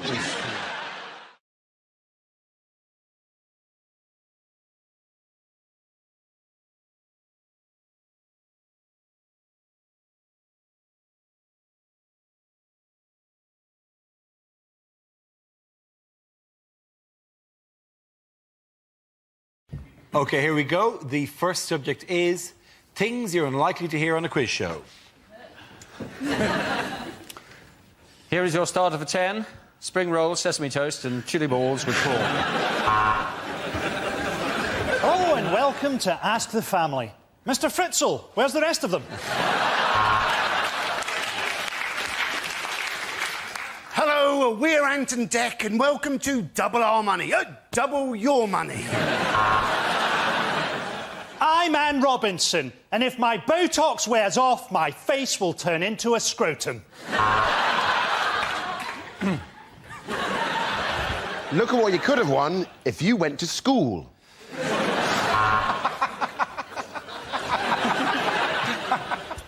Name? Ted Smith. Occupation? Carpenter. And your chosen specialised subject? The life and work of the carpenter Ted Smith.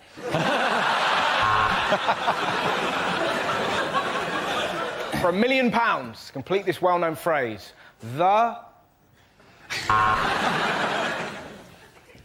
Like a vowel, vowel, vowel, vowel, vowel. Zzz, is the answer.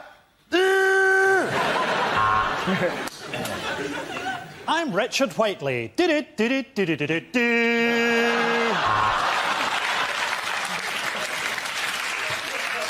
Welcome to Inflation Adjusted. Who wants to be a Zimbabwe millionaire? It's the banker. He says he's got your kids. And your question is on celebrities.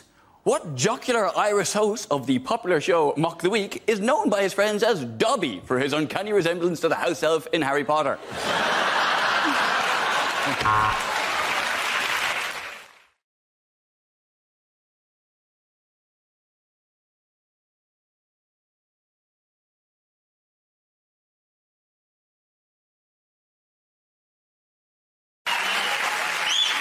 Now we play a round called Don't Stop Till You Get a Laugh.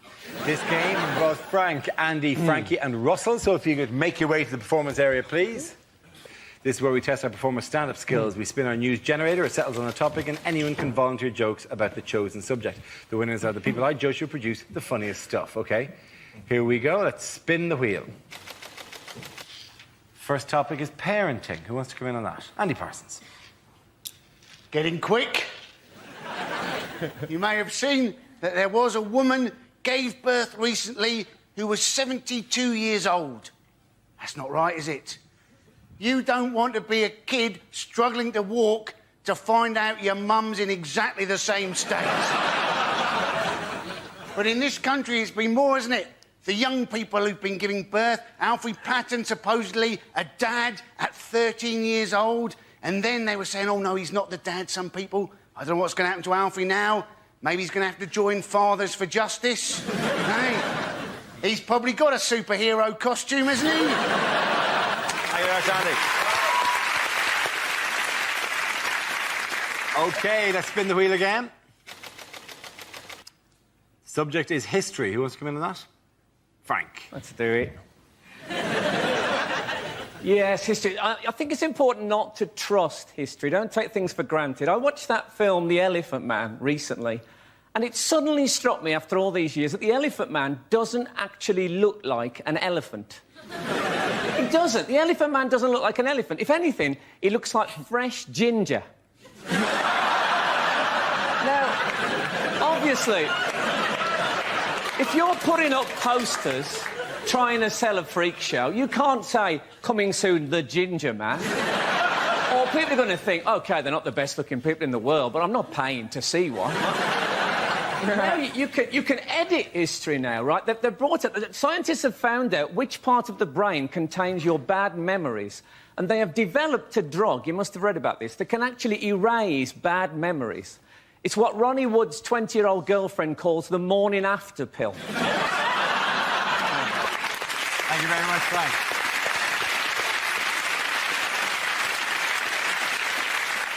That leaves us with Frankie and Russell. Let's spin the wheel. Next topic is Britain's Got Talent. Frankie. Yeah, I actually watched this series of Britain's Got Talent, or as I think it should be renamed, How Bored Are Britain's Women and Homosexuals? Susan Boyle, to me, looks like Gordon Brown playing Mrs. Doubtfire.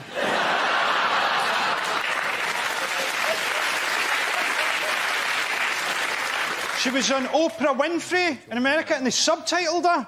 And people in West Lothian, where she's from, were absolutely horrified, as many of them can't read. She says that she's never been kissed, and on that evidence alone, Scotland's alcohol problems are not as bad as first thought.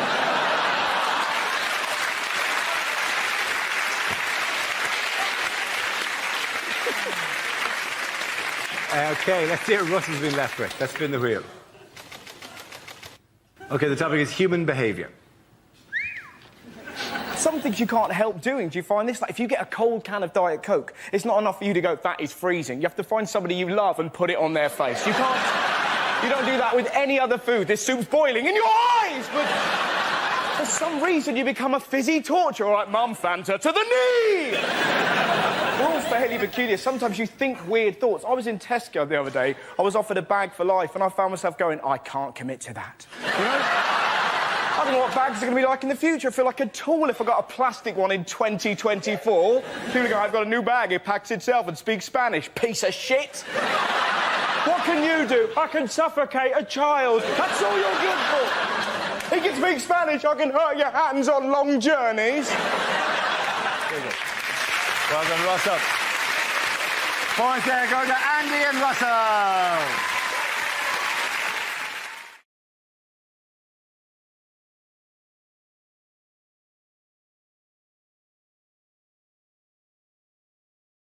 Now we play a round called Four Horsemen of the Apocalypse. This game involves Lucy, Greg, Andy and Russell, so if you could make your way to the performance area, please. This is where we test our performance stand-up skills. We spin our news generator, it settles on a topic, and anyone can volunteer jokes about the chosen subject. The winners are the people I judge to produce the funniest stuff. That is just against nature. OK, here we go. Let's spin the wheel. OK, the first topic is Britain. Who wants to come in on that? Yes, I love Britain. Do you? Kind of. I think Britain's amazing, but I think we're quite hard on ourselves. Like, if you go to America and you do shows, they always get this thing where you go on stage in America, like in Chicago, and you say, oh, so what's Chicago like? And they go nuts. They go, woo, yeah, Chicago, woo, woo, woo, for about a day. And then you come back over to Britain and you go to somewhere like Birmingham and you say, oh, so what's Birmingham like? And they all go, oh, it's a bit shit.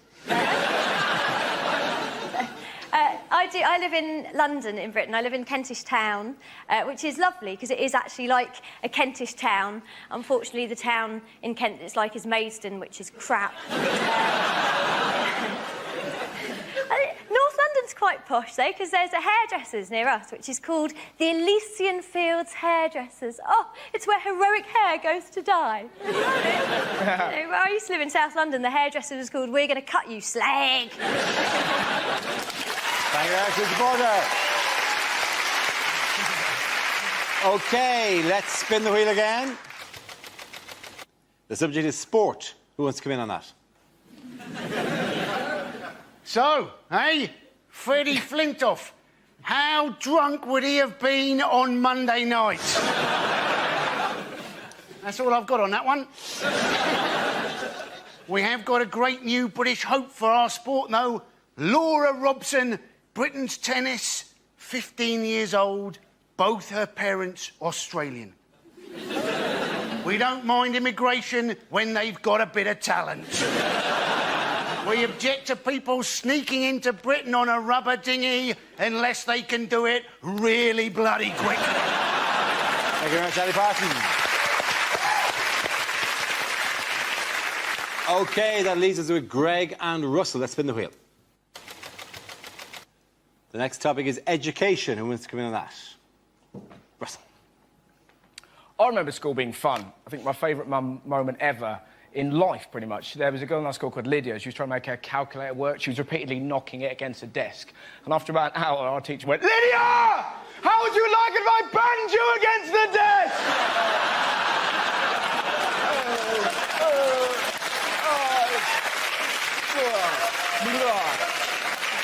It's the greatest day of school.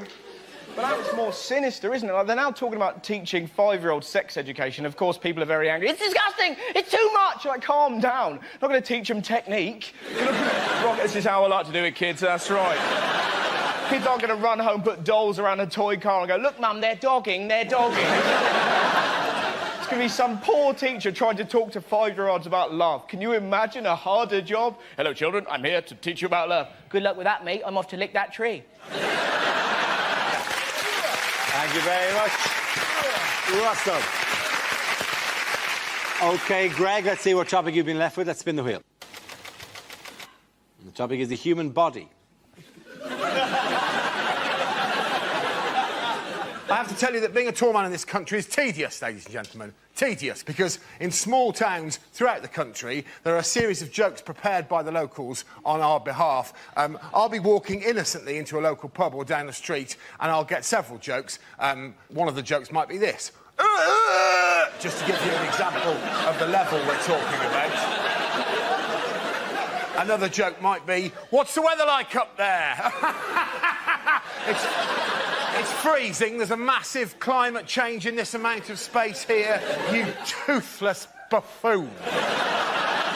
Probably the most offensive example of this is genuine. I was at a cash point and there was a little old woman in front of me at the cash point tapping away with her claws and I'm sorry, I'm just quite angry about this. And when she'd finished, bless her heart, she turned around and she hadn't seen me. She turned around and she went like this. Oh!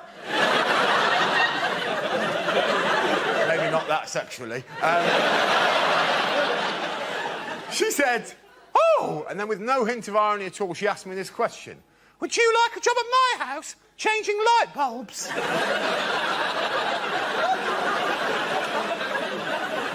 No. No, old woman. I have plans of my own.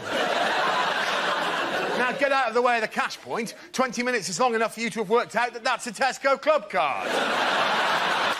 Thank you very much, Greg. At the end of that round, the points go to Greg and Lucy.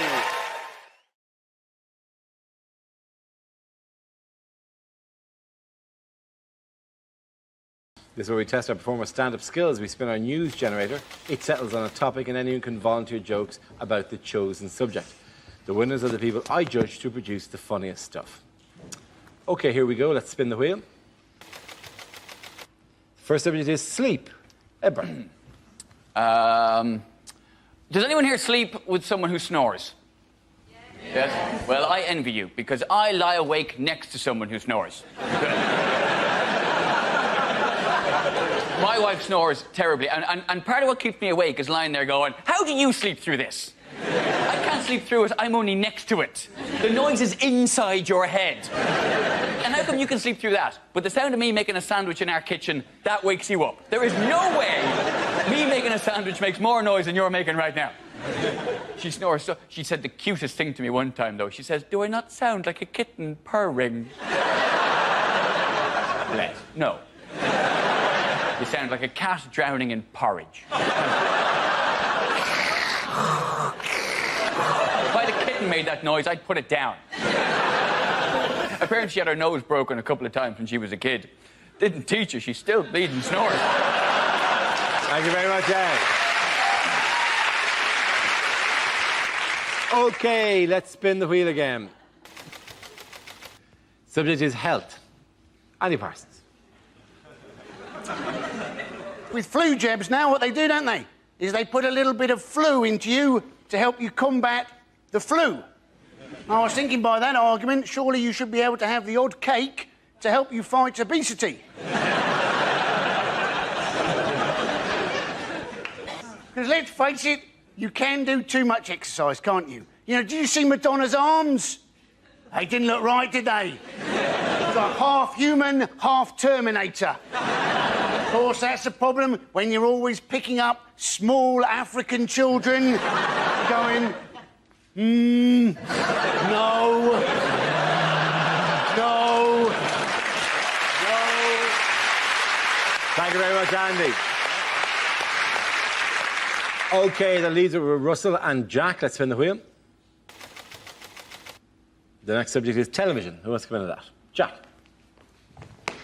I get very frustrated with pretty much everything on television. I find adverts at the moment particularly annoying, like the banking adverts, because they're trying to portray bankers as being nice people. Like, they've got this one at the moment for, like, a mobile bank that travels around the country, and you walk in and there's your friendly local bank manager acting like a hairdresser, like, nattering away. You know, you walk up to the till, it's like, oh, how was your holiday? I went camping. Oh, why did you go camping? Because you lost all of my money!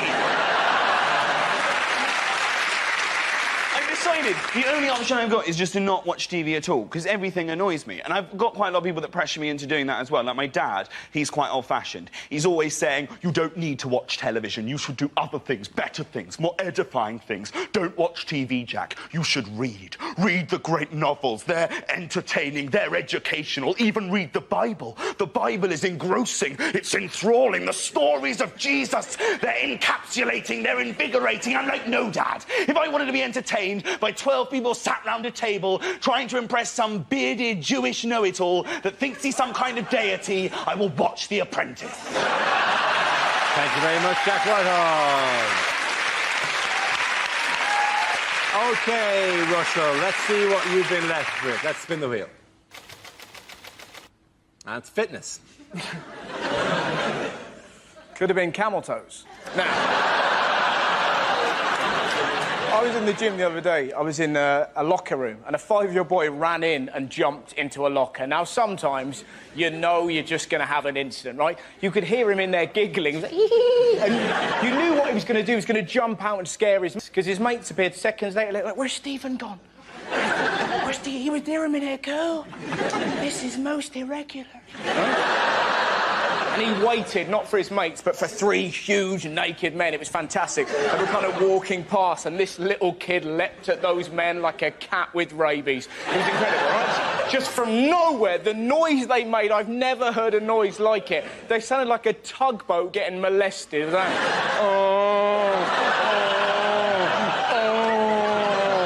His long-suffering dad is in the showers, obviously heard this and went, that'll be my bloody boy! Ran back, confronted this glowing hellbeast and went, Stephen, what have I told you about acting up in public? And this little kid cut his dad down with one very simple sentence. Dad, your willy's moving. You're just there going, oh, the world is a better place. Thank you very much, Russell. At the end of that round, the points go to Ed and Jack.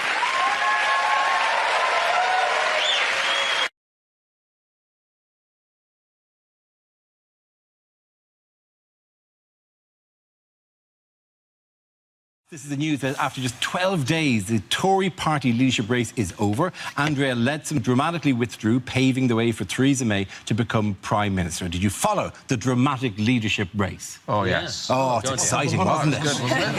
It was strange. This candidate appeared from nowhere, from almost nowhere, and has disappeared again almost as quickly. But history will long recall the name Angela Lansbury.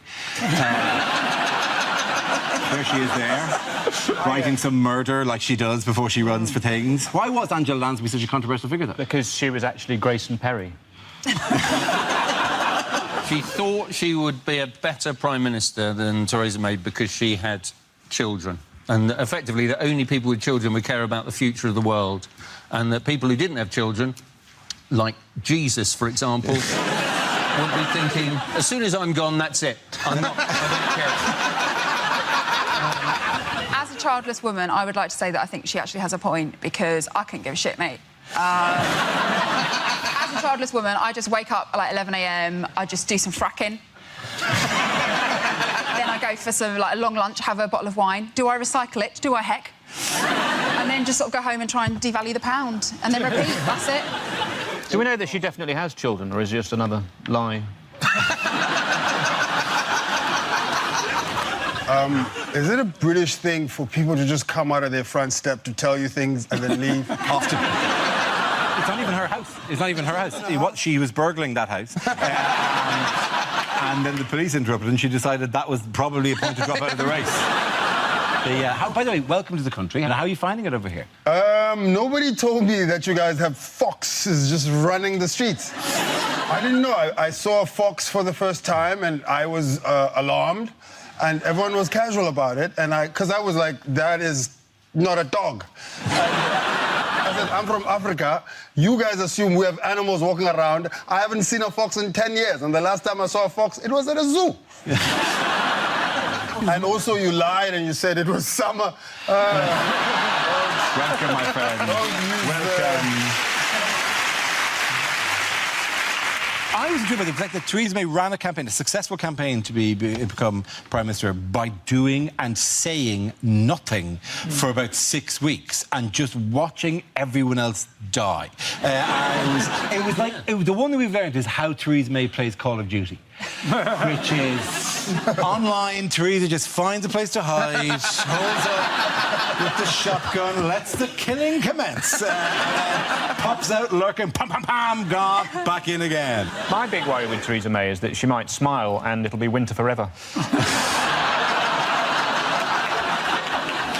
But the crazy thing about Theresa May is obviously that hardly anyone has voted for her. Like, I think it's 165 MPs have got her into power. Yeah. I think there are more members of the So Solid crew than have voted her into power. You weren't elected, were you, to this position? I wasn't. I stole it in a bloody coup. And would do it again, my friend. People have disappeared from the show, Miles, and would again for raising those exact kind of questions. Well, I'm just saying. Where's Frankie now? Where's Russell now? Gone. You will be dragged through the streets, Dara. You will be dragged through the streets like Gaddafi. They were then they'll be laughing. Oh, there are 5 regulars on the show. How many regulars now? Just poor weak Hugh. Poor weak Hugh, who I own. Hugh will always give the correct answer when I ask him to, won't you, Hugh? Won't you, Hugh? Your shoes are almost polished. Thank you, Hugh.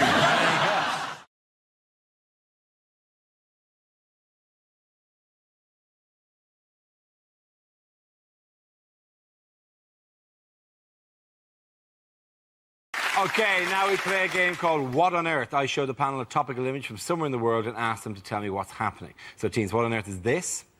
This is actually what goes on inside crackers. Is this a photo of the sperm in Santa's testicles? Maybe it's a picture of us in 30 years' time. Oh, God, but for the still in show business. This is a convention of professional Father Christmases in America held recently. The Amalgamated Order of Real Bearded Santas have fallen out with members of other groups, such as the Red Suit Society, over accusations of unethical behaviour and unfair booking fees. You've got to think about the commitment that it takes. Look at those men. This is not a 1 month a year thing. This is 12 months a year. They look like arseholes. They don't always dress like that, but they do always have that beard. What would you do? What would you do if someone turned up in your house, right, in your bedroom, dressed as Santa Claus? At this age? Yeah. Would you take the risk that maybe this is Santa? Or would you beat him to death? Perhaps killing Santa? Personally, I would hedge my bets and make love to him. Well, while you're doing that, be sure to give the beard a good yank. So at least you'll know if he's in the proper amalgamated order. Surely you could question him. Surely there's something between killing him and making love to him. Surely there's some other path you can take. I think I've bisected it directly. What an amazing Crime Watch reconstruction that would be as well. Just a blacked-out Santa. I was only trying to give him presents. By the way, there is genuinely... I mean, they've fallen out. There's a unionised group of Santas who've fallen out with another unionised, and they're taking court cases against each other. There's threats against each other. Well, of course they're fighting, because there can only be one real Santa. Naturally, they're not going to get along. What is particularly good is that one union of Santa Claus doesn't believe in the existence of the other union of Santa Claus.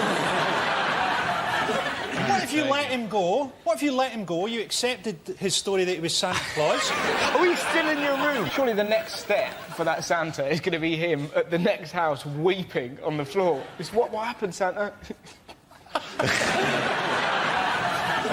No, there is. It is. It's just the hideous commercialisation of it all. I was in my local Tesco's. It was September, and they were selling Christmas stuff. September, they were selling Christmas cake, Christmas pudding, and mince pies. And I swear this is true. Mince pies with a best before date of November the 12th. Now, explain that one. Oh, we can have a mince pie any day of the year. You only have them at Christmas, and you don't even like them then. In the same shop, you know what was really sad? They were selling single slices of Christmas cake. Well done on awing. That is the most depressing side. Not even 2 slices, maybe for a couple, couldn't be arsed making a cake. No, 1 slice for you and your no pals. That is miserable. See, image of some guy going, I'll have that after me Bernard Matthews turkey drummer. Standing on one end of a Christmas cracker. What if he's wearing the Santa jerkin, but he's got no trousers on and a balaclava? What then? He's a half-naked burglar with a red jacket on. This is changing all the time. Maybe that's how Santa got killed in the first place. Maybe one night he went... Santa get killed? But at the beginning of the show, I'm Frankie Boyle, and this is a very different Mock the Week. That's exactly how I was hoping this would pan out.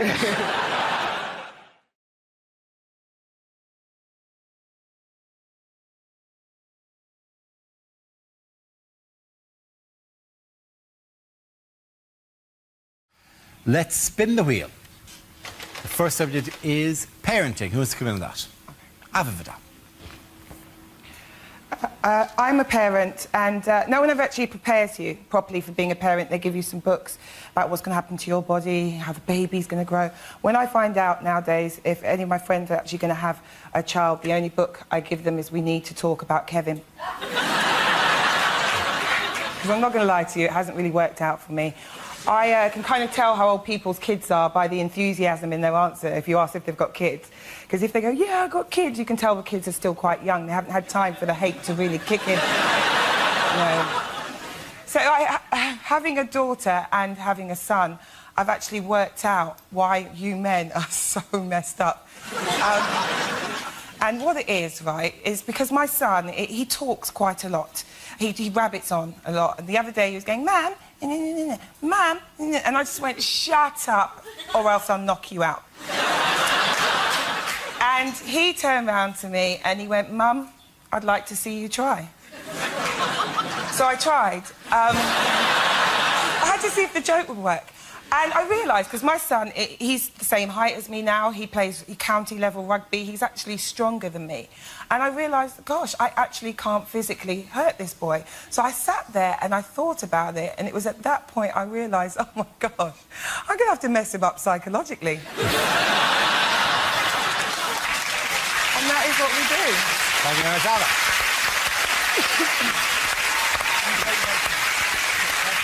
OK, the next subject, please. Let's spin the wheel.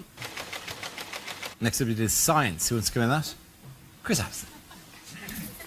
I'll tell you the problem with science, right? The problem with science is it refuses to speak the language of those of us who don't understand science, right? Even when it's the job of science to be talking to us numpties, it can't bring itself to speak as we do. Pick up a packet of paracetamol, right? Look at the instructions on the back of that. It says, for the treatment of neuralgia, fibrositis, muscular whatever. We don't talk like that. If that talked anything like us, that would say, for the treatment of the worst headache I've ever had in my life. A pain in my side, I'm sure actually is cancer this time. My wife's had to help me out of the car. It's coming out of both ends like someone's hit a pan of chocolat with a mallet.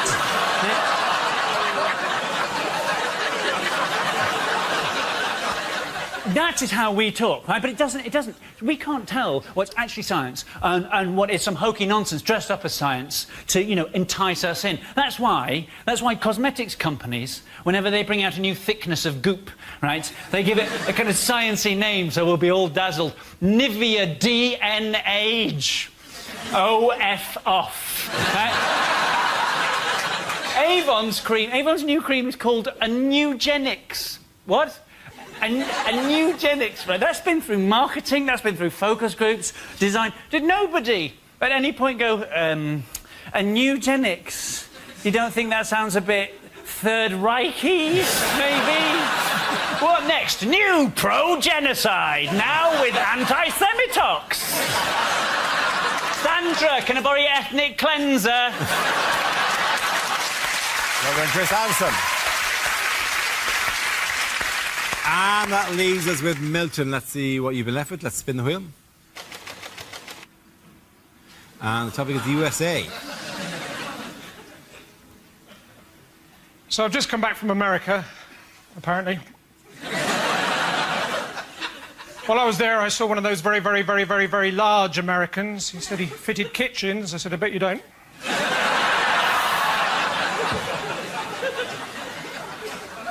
I went up to this girl, I said, what's your name? She said, Chantal. I said, well, if you're not going to tell me your name...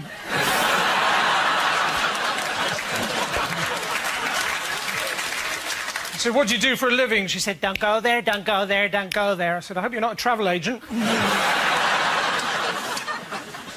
When I was in America, I bought tickets for the Bears versus the Cowboys. Bit of a disappointment.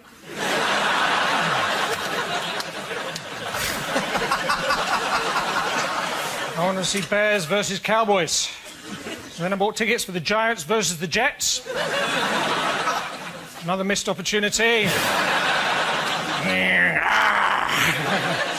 I bought tickets for the Packers versus the Dolphins. Get in the box, get in the box. Thank you very much. Points for everyone there. Let's all sit back. Come on.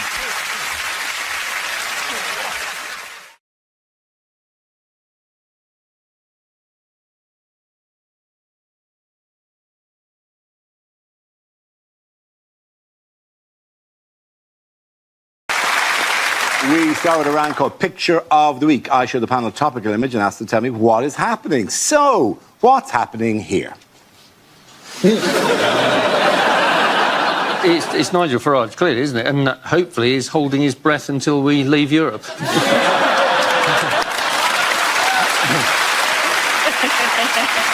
Has he just realised that wasn't a fart? Have you ever seen a cartoon and a cartoon character accidentally swallows an anvil? Do you think this is what the Nigel Farage novelty candle looks like when his neck begins to melt? To be fair, I've never seen a face with a foreskin before.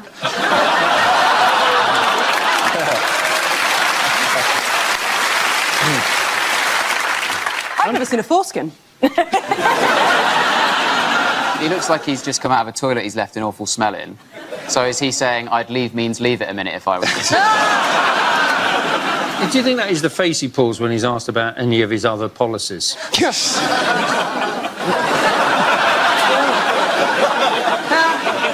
Is this CGI of what Homer Simpson would look like if he was a man?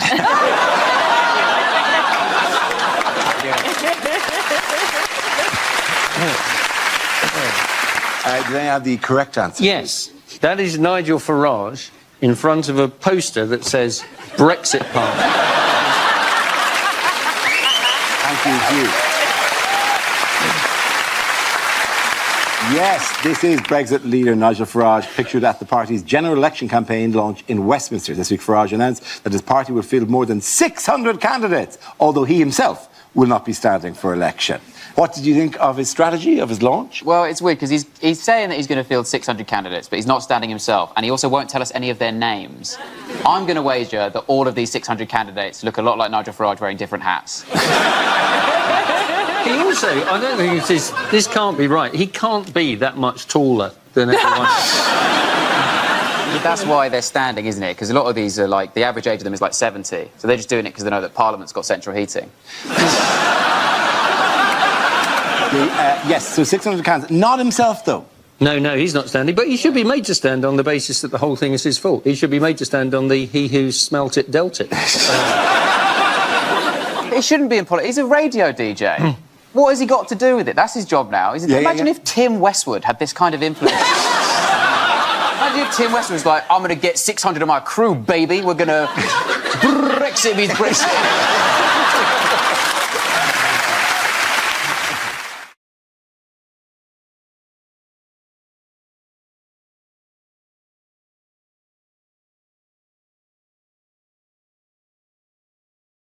What has Boris Johnson splashed out on this week? He's bought two things called Ziegler Wasserwerfer 9000s. He has bought the Ziegler Wasserwerfer 9000. Yeah, they're water cannon. He's bought two water cannon. Yes. Yeah. I'm hoping it's going to be like Boris bikes, and you can rent them out and ride them. His idea is driving up to your neighbour's barbecue going, hello, Terry. No invitation for me again, I see. Oh, you could Those sausages are coming along very well. Or put fairy liquid in it and have a foam party. Surely the best way to stop a riot with a water cannon would be to put some Radox in it. Everyone just relax and have a look. He said the reason, didn't he? He said the reason he was getting them is because he thought that they could have been used to protect the firemen during the riots in 2011. As if, of course, the firemen didn't have their own high-projectile watering machine they could have used. I reckon he's really drunk and just bought it off eBay. That's what happened to me. I've got a pair of roller skates and a windsurfer in my shed. Windsurfer? That's a man. Yeah, I know. Does he ever put on the roller skates and you just hear him just roller skating around the... You're laughing, but the bloke in your garage is bloody furious, I'll tell you. What's he doing in there? He's in the shed, isn't he? He's moved. Do you move him around every so often? Yeah, because otherwise you get spare bedroom taxed.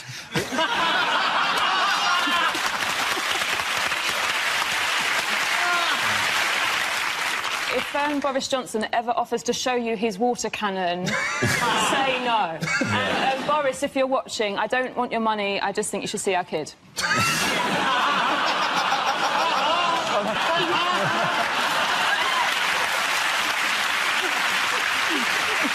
At the end of that round, the points go to Rob, Hugh and Gary!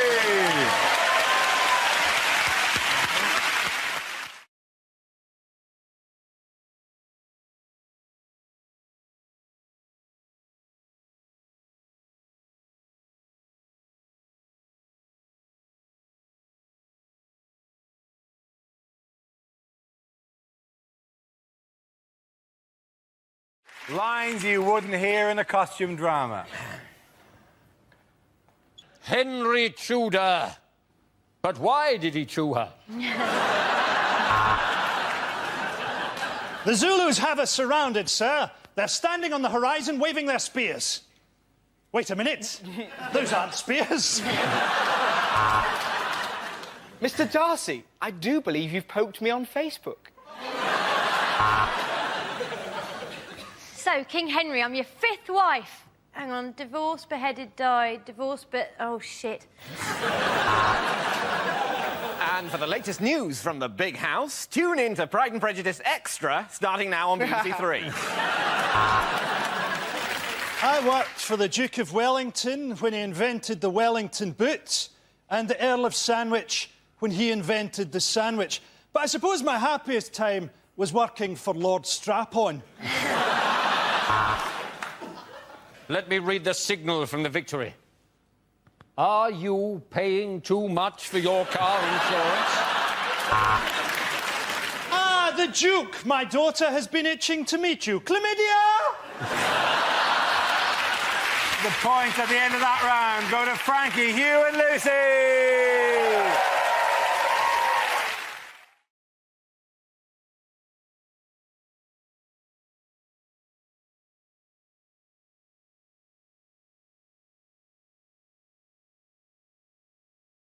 Unlikely lines from the final Harry Potter book. Don't worry, Hermione, I can get rid of it. Chlamydia disappearo.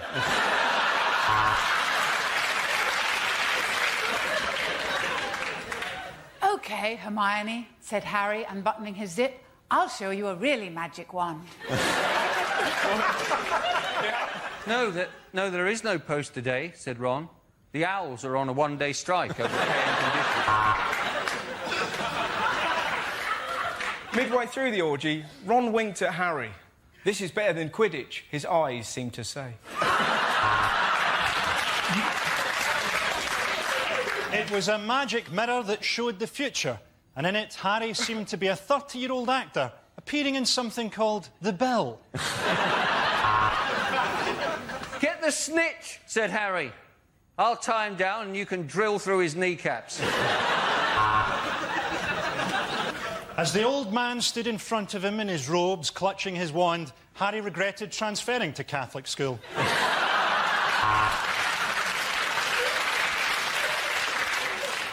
I'm sorry, Harry.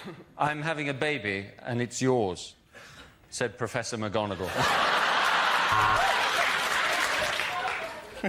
Then Harry says something, Hermione says something. Oh, who cares? I'm minted. At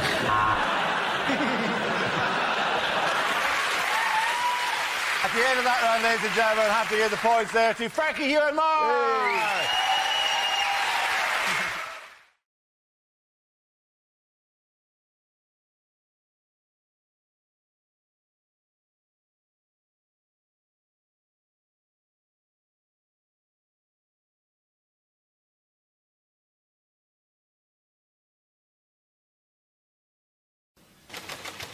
The first subject is showbiz. Who wants to come in that? Mark Job. Well, what can I tell you about show business? Almost nothing. No, in fact it's very nice to see an audience. To be perfectly honest, that's not always been the case. I remember doing a gig about 12 years ago in Edinburgh. I was doing a gig one night, and there was one person in the audience. The entire audience was made up of one person, right? And in those days, I was in a double act, right? Now, if you're in an opera or something and you and the orchestra outnumber the audience, there is possibly some dignity involved. If you're in a double act and you outnumber the audience, that is pretty much the bleakest thing that can happen, right? But we went for it because we were young and keen. Juppin' George, we were called. He's a policeman now, no longer allowed to be amusing. We were going for it. It was actually going all right, but after about 5 minutes, the audience, he put his hand up, and we said, you know, what is it, Joe? He said, I'm really sorry to do this to you, but I have to go to the tree. We had to wait for him to come back.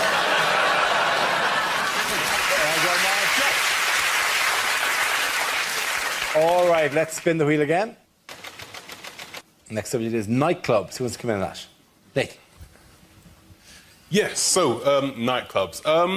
I've got to a stage in my life now where I'm not kind of a fan of nightclubs anymore. Like, little things about nightclubs annoy me, like nightclub bouncers, for example.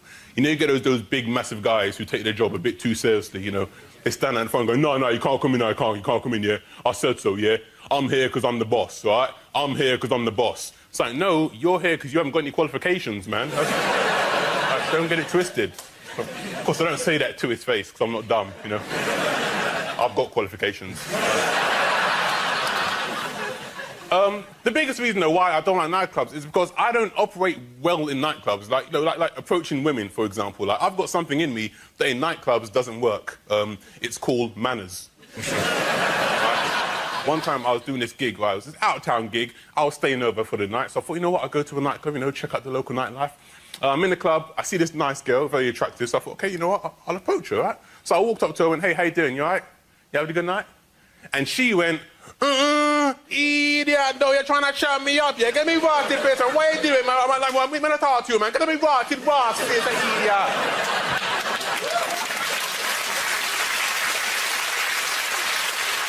I was like, what the hell? Listen, look, calm down. Firstly, all I did was say hello, trying to make polite conversation. And secondly, you're a white girl in a nightclub in Cornwall. Thank you very much, Maiden.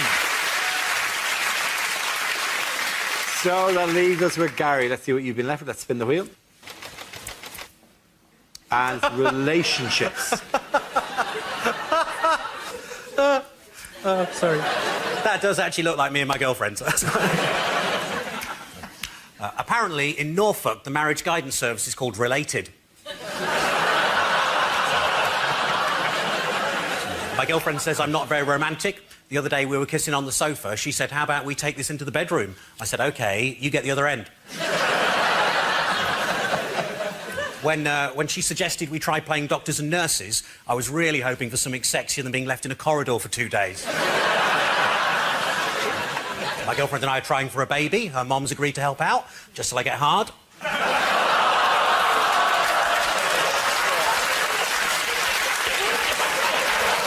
She's going to see that on telly as well. That's terrible.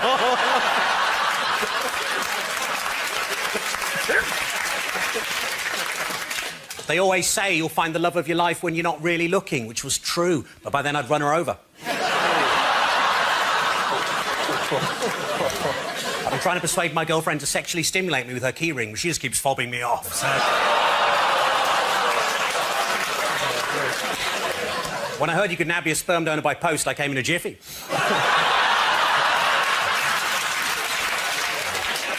I went to a swingers club. The doorman goes, it's £15 to get in, or you can pay £20. That includes a meal. I paid £20. I went in. This oiled, naked guy comes up to me and goes, hello, my name's Emil.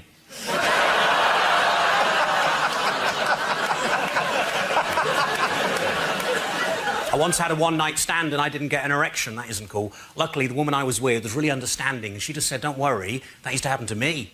Thank you. Well done. And that point's going to go to the ladies. Come on back.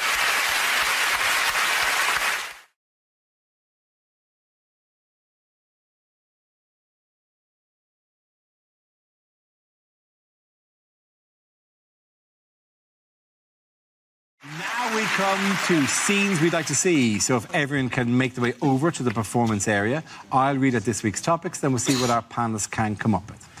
OK, here we go. The first subject is unlikely small ads. Hello, my name's Ads.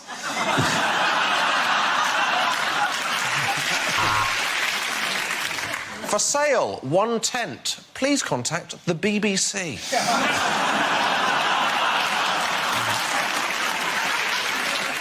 Genuine single man looking for a relationship. Call this number. If my wife answers, hang up.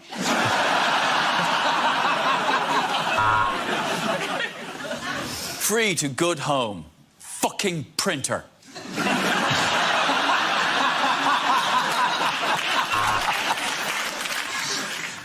Phone to hear my talk about how I became obese. 888-8888. Rubbish collection services. Yep, we are genuinely shit at it. I saw you on the tube. You were wearing the pink sweater with your hair pulled back. I had my cock and balls out.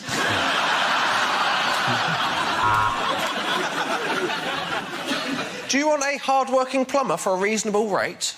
Then you shouldn't have voted for Brexit.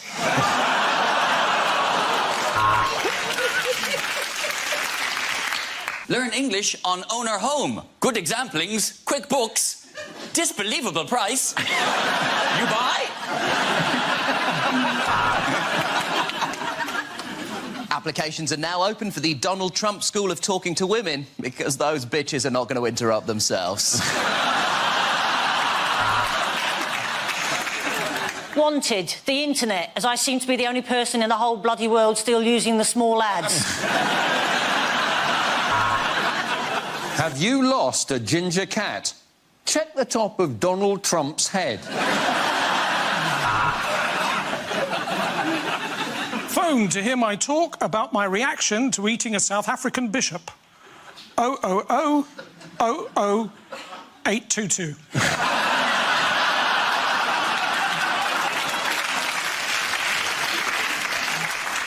Respectable middle-aged lady would like to meet gentlemen for cosy nights in, country walks, theatre visits, and occasional eye-popping anal.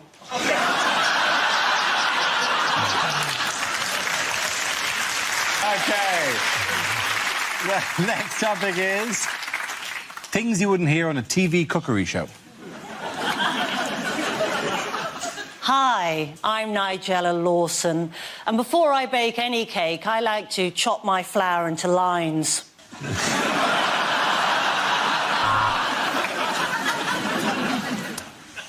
You can see that's rising nicely. It does that every time I think about how much money Channel 4 are going to pay me.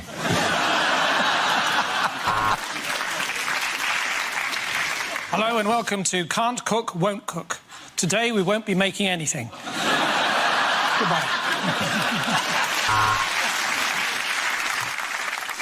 Coming up next on Saturday Kitchen, whatever we want, because we know you're too hungover to change the channel.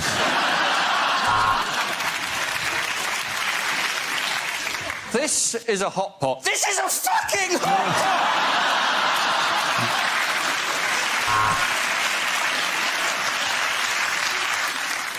So, if you want to bone a chicken, what you need to do, take it on a couple of dates, and then invite it back, put on some romantic music, and let nature take its course. There is a bit of a problem on this week's food and drink. I've finished all of it.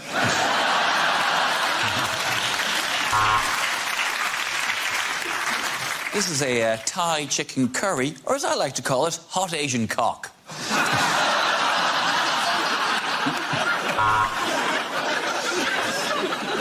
OK, Sam, let's see what you've brought in your bag of ingredients. It is a pint of wine and a large Malteser. Right, welcome to Southern Cooking for Northerners. First up, quinoa. What is it and why it can fuck off?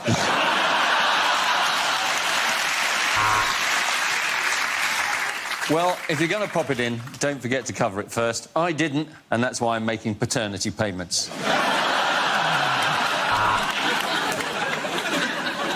Hello, I'm Greg Wallace, and this series of MasterChef, we won't be using plates. We'll just be eating off my shiny, shiny head. Hello, it's Nigella Lawson here again. I'm just going to say the word spatchcock for no reason. Spatchcock. Anyone can make this. You can't, Beatrice. Sorry, you can't beat rice.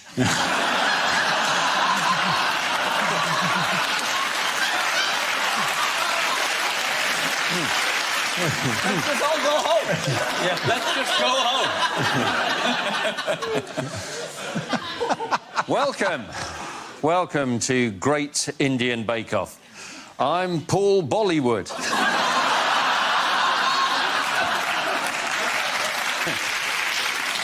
Hello, I'm Jamie Oliver. Welcome to my new show. Stick a bit of fucking sugar in it. Okay. At the end of that round, the points go to Nish, Zoe and Josh.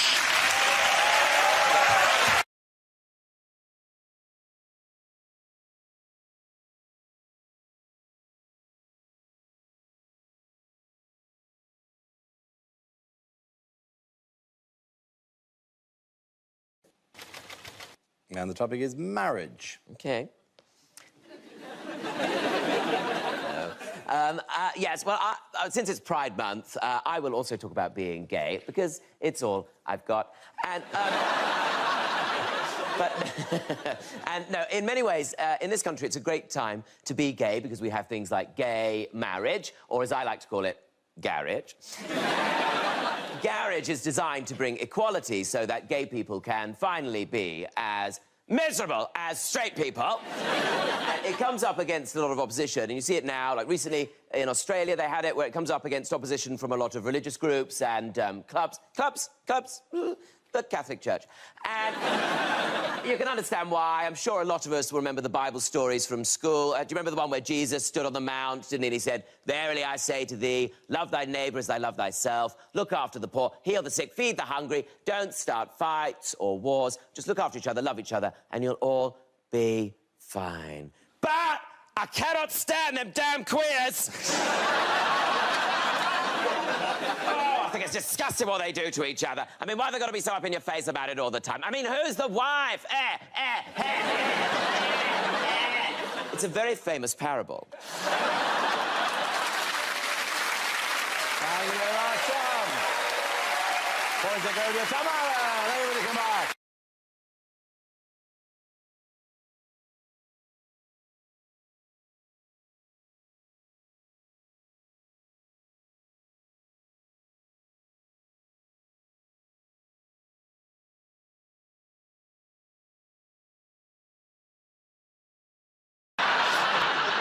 What did David Cameron announce on Father's Day? He announced that he wanted people to stigmatise runaway fathers in the same way that we stigmatise drunk drivers. Yes. He said that the best gift his dad ever gave him was optimism. Well, it was a pretty disappointing Christmas. And he said, was it? Not optimism. I said Optimus Prime. Transformer Dad. It was the timeliness of it, like, on Father's Day. Is this going to be, like, is every major, you know, Hallmark card anniversary, is he going to announce another Halloween, my new policy, no tricks, just treats? He did say, though, didn't he? He said, basically, his father getting up early and then coming back very late at night, having done a hard day's work, was basically made a profound impression on him. And you're thinking, if you had a little David Cameron, wouldn't you spend a lot of time outside in the car smoking, waiting for his bedroom light to go off? Who says, like, that the women want them back in the first place? Has anyone even considered that? It's bad enough being in a long-term relationship. I mean, it's miserable. Yeah, honestly, I know what I'm talking about. I have kids. It's awful. And you know, kids just want some peace sometimes, because me and my ex, we were together a long time. We used to argue all the time. And for a long time, I was like, but if I leave him, he might go out there and meet somebody else and actually be happy. And so I stayed out of spite.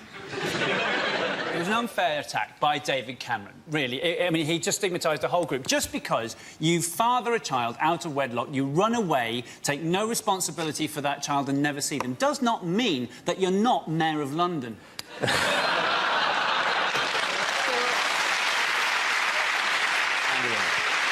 are also lots of points, aren't there, when children want their parents to be absent. I mean, I love my parents very much, but for me, that was when, as a teenager, they used to take a cat for a walk on a lead. On holidays, we used to take a cat for a walk on a lead, and it wasn't just a lead, it was a 30-foot washing line. It went over Dartmoor, it went everywhere, this cat. And the embarrassing thing was, I got so embarrassed by it that I had to walk, you know, about 100 yards behind my parents. But that meant that you heard the comments of the people coming past them.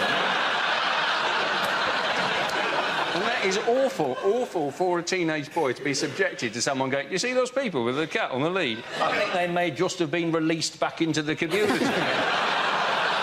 Didn't your parents have a wheelie bin? They had a wheelie bin. I spent the first 6 years of my life in it.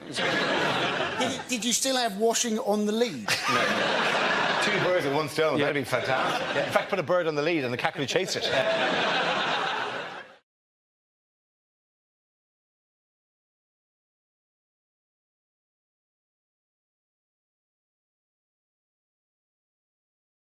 I think is, actually we should be talking about immigration now, because it's a good thing that he's put it on the table, because, a lot of Europeans are coming into the country and taking jobs that my parents worked so hard to steal in the 70s.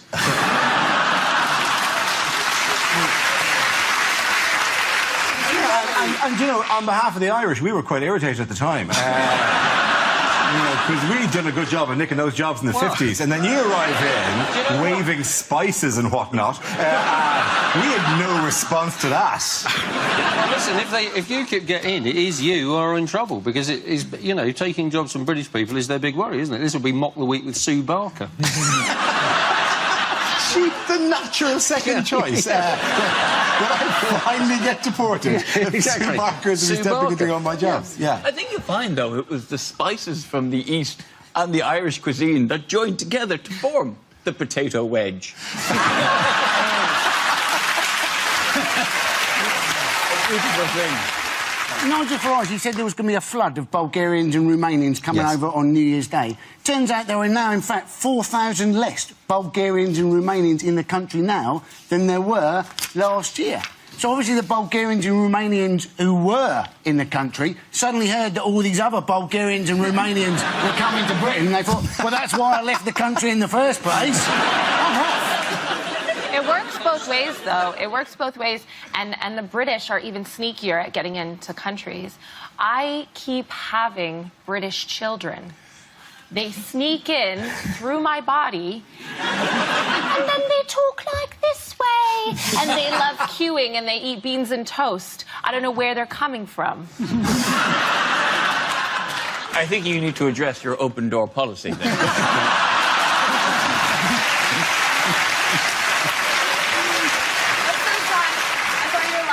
At me a couple seconds ago, but you just thought of that and were laughing at yourself and waiting to say it. I'm really quite pleased with myself. To be honest, he's still laughing at potato wedge. He's on a bit of a run at the moment. When Farage made these racist comments about Romanians on LBC, he blamed the fact that he was tired. And you're thinking, well, if tiredness is an excuse for racism, the Metropolitan Police must be bloody knackered, mustn't they? The other one he said was he felt uncomfortable on train. You get on a train out of London and he would hear foreign languages being spoken. And you kind of go, if you're in the train out of London and the ticket officer came on and suddenly he started going, Verkarten bitte! Wo ist deine Papieren? Wo ist deine Papieren? You would wake up and go, it was on a dream! We didn't win the war! Oh, no! Was that just an excuse to show off your variety of accents? I have lots of accents. It's very, very good. Maybe you'd like to hear my Spanish accent. Hola, ¿qué tal? It's quite beautiful. It's very good. The issue that I have is that, you know, UKIP sort of attracting votes from sort of the elderly. You know, that this is sort of who are increasingly supporting them. And the thing is that you get worried because you think, well, I've sort of had more racist experiences from elderly people and you can sort of understand how this comes about. But I actually think that elderly people should just be allowed to be racist because, like, they've got enough shit going on in their lives, like, without having to re-educate themselves. Do you know what I mean? Like, I've pissed myself, I've got 2 false hips, and now I can't say darky. Like, it's... I'm quite happy to make him feel comfortable, bump into an elderly person, just give him the old wobble head to make him feel all right.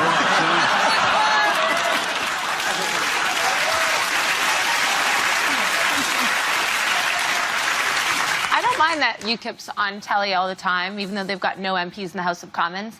Because, Dara, you've got no MPs in the House of Commons and you're on telly all the time. All right. But I have an inclusive manifesto.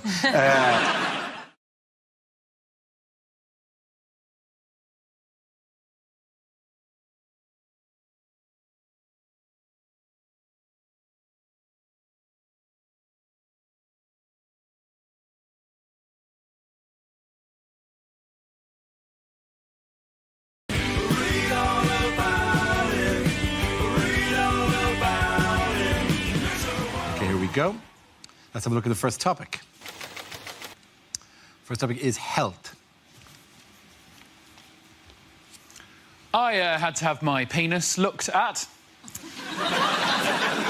By a doctor. I didn't just wake up one morning and go, oh, more people should be looking at this, quite frankly. I used to spend an hour a day at my bedroom window with it pressed up against the glass. It was a scary experience having to go to the doctors. I thought I should build up the courage to get down there and have it looked at. Well, I went in there, my courage flew out the window like a little bird. Because as soon as I went in there, I found out that the doctor who I had an appointment with was a lady doctor.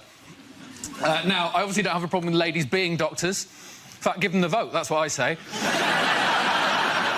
But there is a worry if there's a lady poking round down there.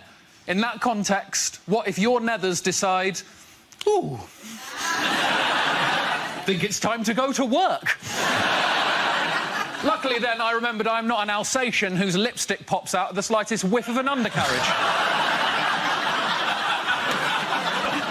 I needn't have worried because she was a good doctor, she was a great doctor. She put me at ease straight away using one word. This is what she said. She said, OK, Mr Gamble, just go behind that curtain there and pop it out for me. There's the word pop. Now, pop is a lovely word. As soon as I heard that word, I knew everything was going to be fine because she was not expecting anything big in that area at all. Because the word pop is reserved for very small things. No one has ever said, come in, help me, pop the elephant in the van, have they? So I was relaxed. Better than me going in there and her saying, OK, just heave yourself out your trousers for me. Just haul yourself out the front of your trews. Just swing yourself over in my direction. Maybe I can bring out this Shire horse and he can drag your junk over towards my workstation. Or open this corner cupboard and bring out a team of pantomime dwarves who can shoulder your meat and waddle it over towards me like pallbearers at a weird circus cock funeral. Thank you. Good job. OK, that leaves us with Rob. Let's see what we've been left with for a topic. Let's spin the wheel. And the topic is growing up. Yeah, I've had a big year. I've been growing up, got married. And I live with her as well. I like it, it's exciting. She's pretty happy about the marriage, though. She's got a passport now, so... But it's weird though, like when you're getting, like, you grow up and you get like your friends all getting couples and stuff like that. They always go like, why don't we do Come Dine With Me? No. If we're going to do a television programme, let's do Total Wipeout. It's much more fun, isn't it? I don't want to just cook more. And it's weird though, because my mum did different things when she was growing up. She used to do Tupperware parties, and these don't exist. This is where groups of grown women used to buy and sell lumps of plastic. Like, what kind of night in's that? And, like, the only thing that ever got bought at a Tupperware party was a big bowl, going to be used for salads in the summer, just turned into the house sick bowl. Everyone's got one of these horrible bowls in their house. It's a bowl you keep in your house so every member of your family's been sick in at least once. What kind of life's that for the bowl? He's at the Tupperware party, I'm a big bowl, going to see some salads in my time. No, mate, sick forever. But the thing is as well, like, I used to come home from the pub, not even going to be sick, just a bit pissed, and Mum goes, get in the sick bowl, you need the sick bowl. I don't need the sick bowl, Mum. But I get the bowl, I look in it, get flashbacks, I'm sick everywhere. There's been 3 generations of sick in that bowl. It's the closest thing you've got to an heirloom.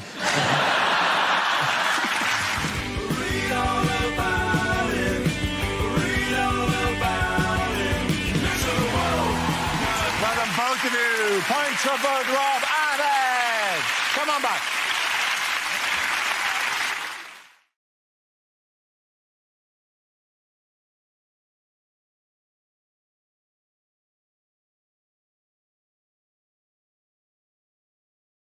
The next round is called Between the Lines. It features Hugh and Frankie. Would you make your way to the press pit?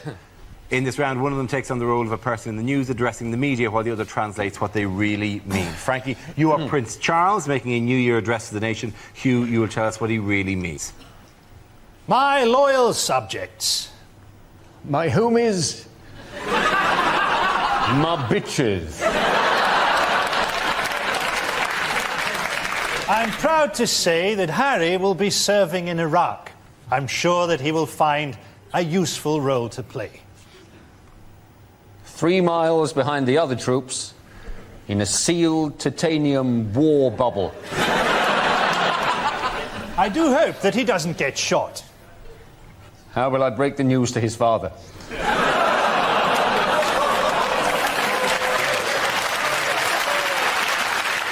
William, meanwhile, seems to have found a girl that he's in love with.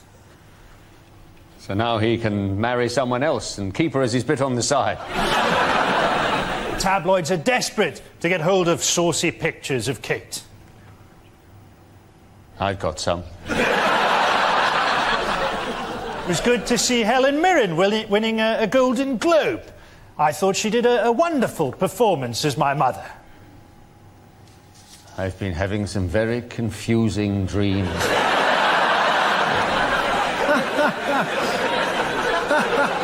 I took Camilla to India recently, and the locals who saw us were amazed.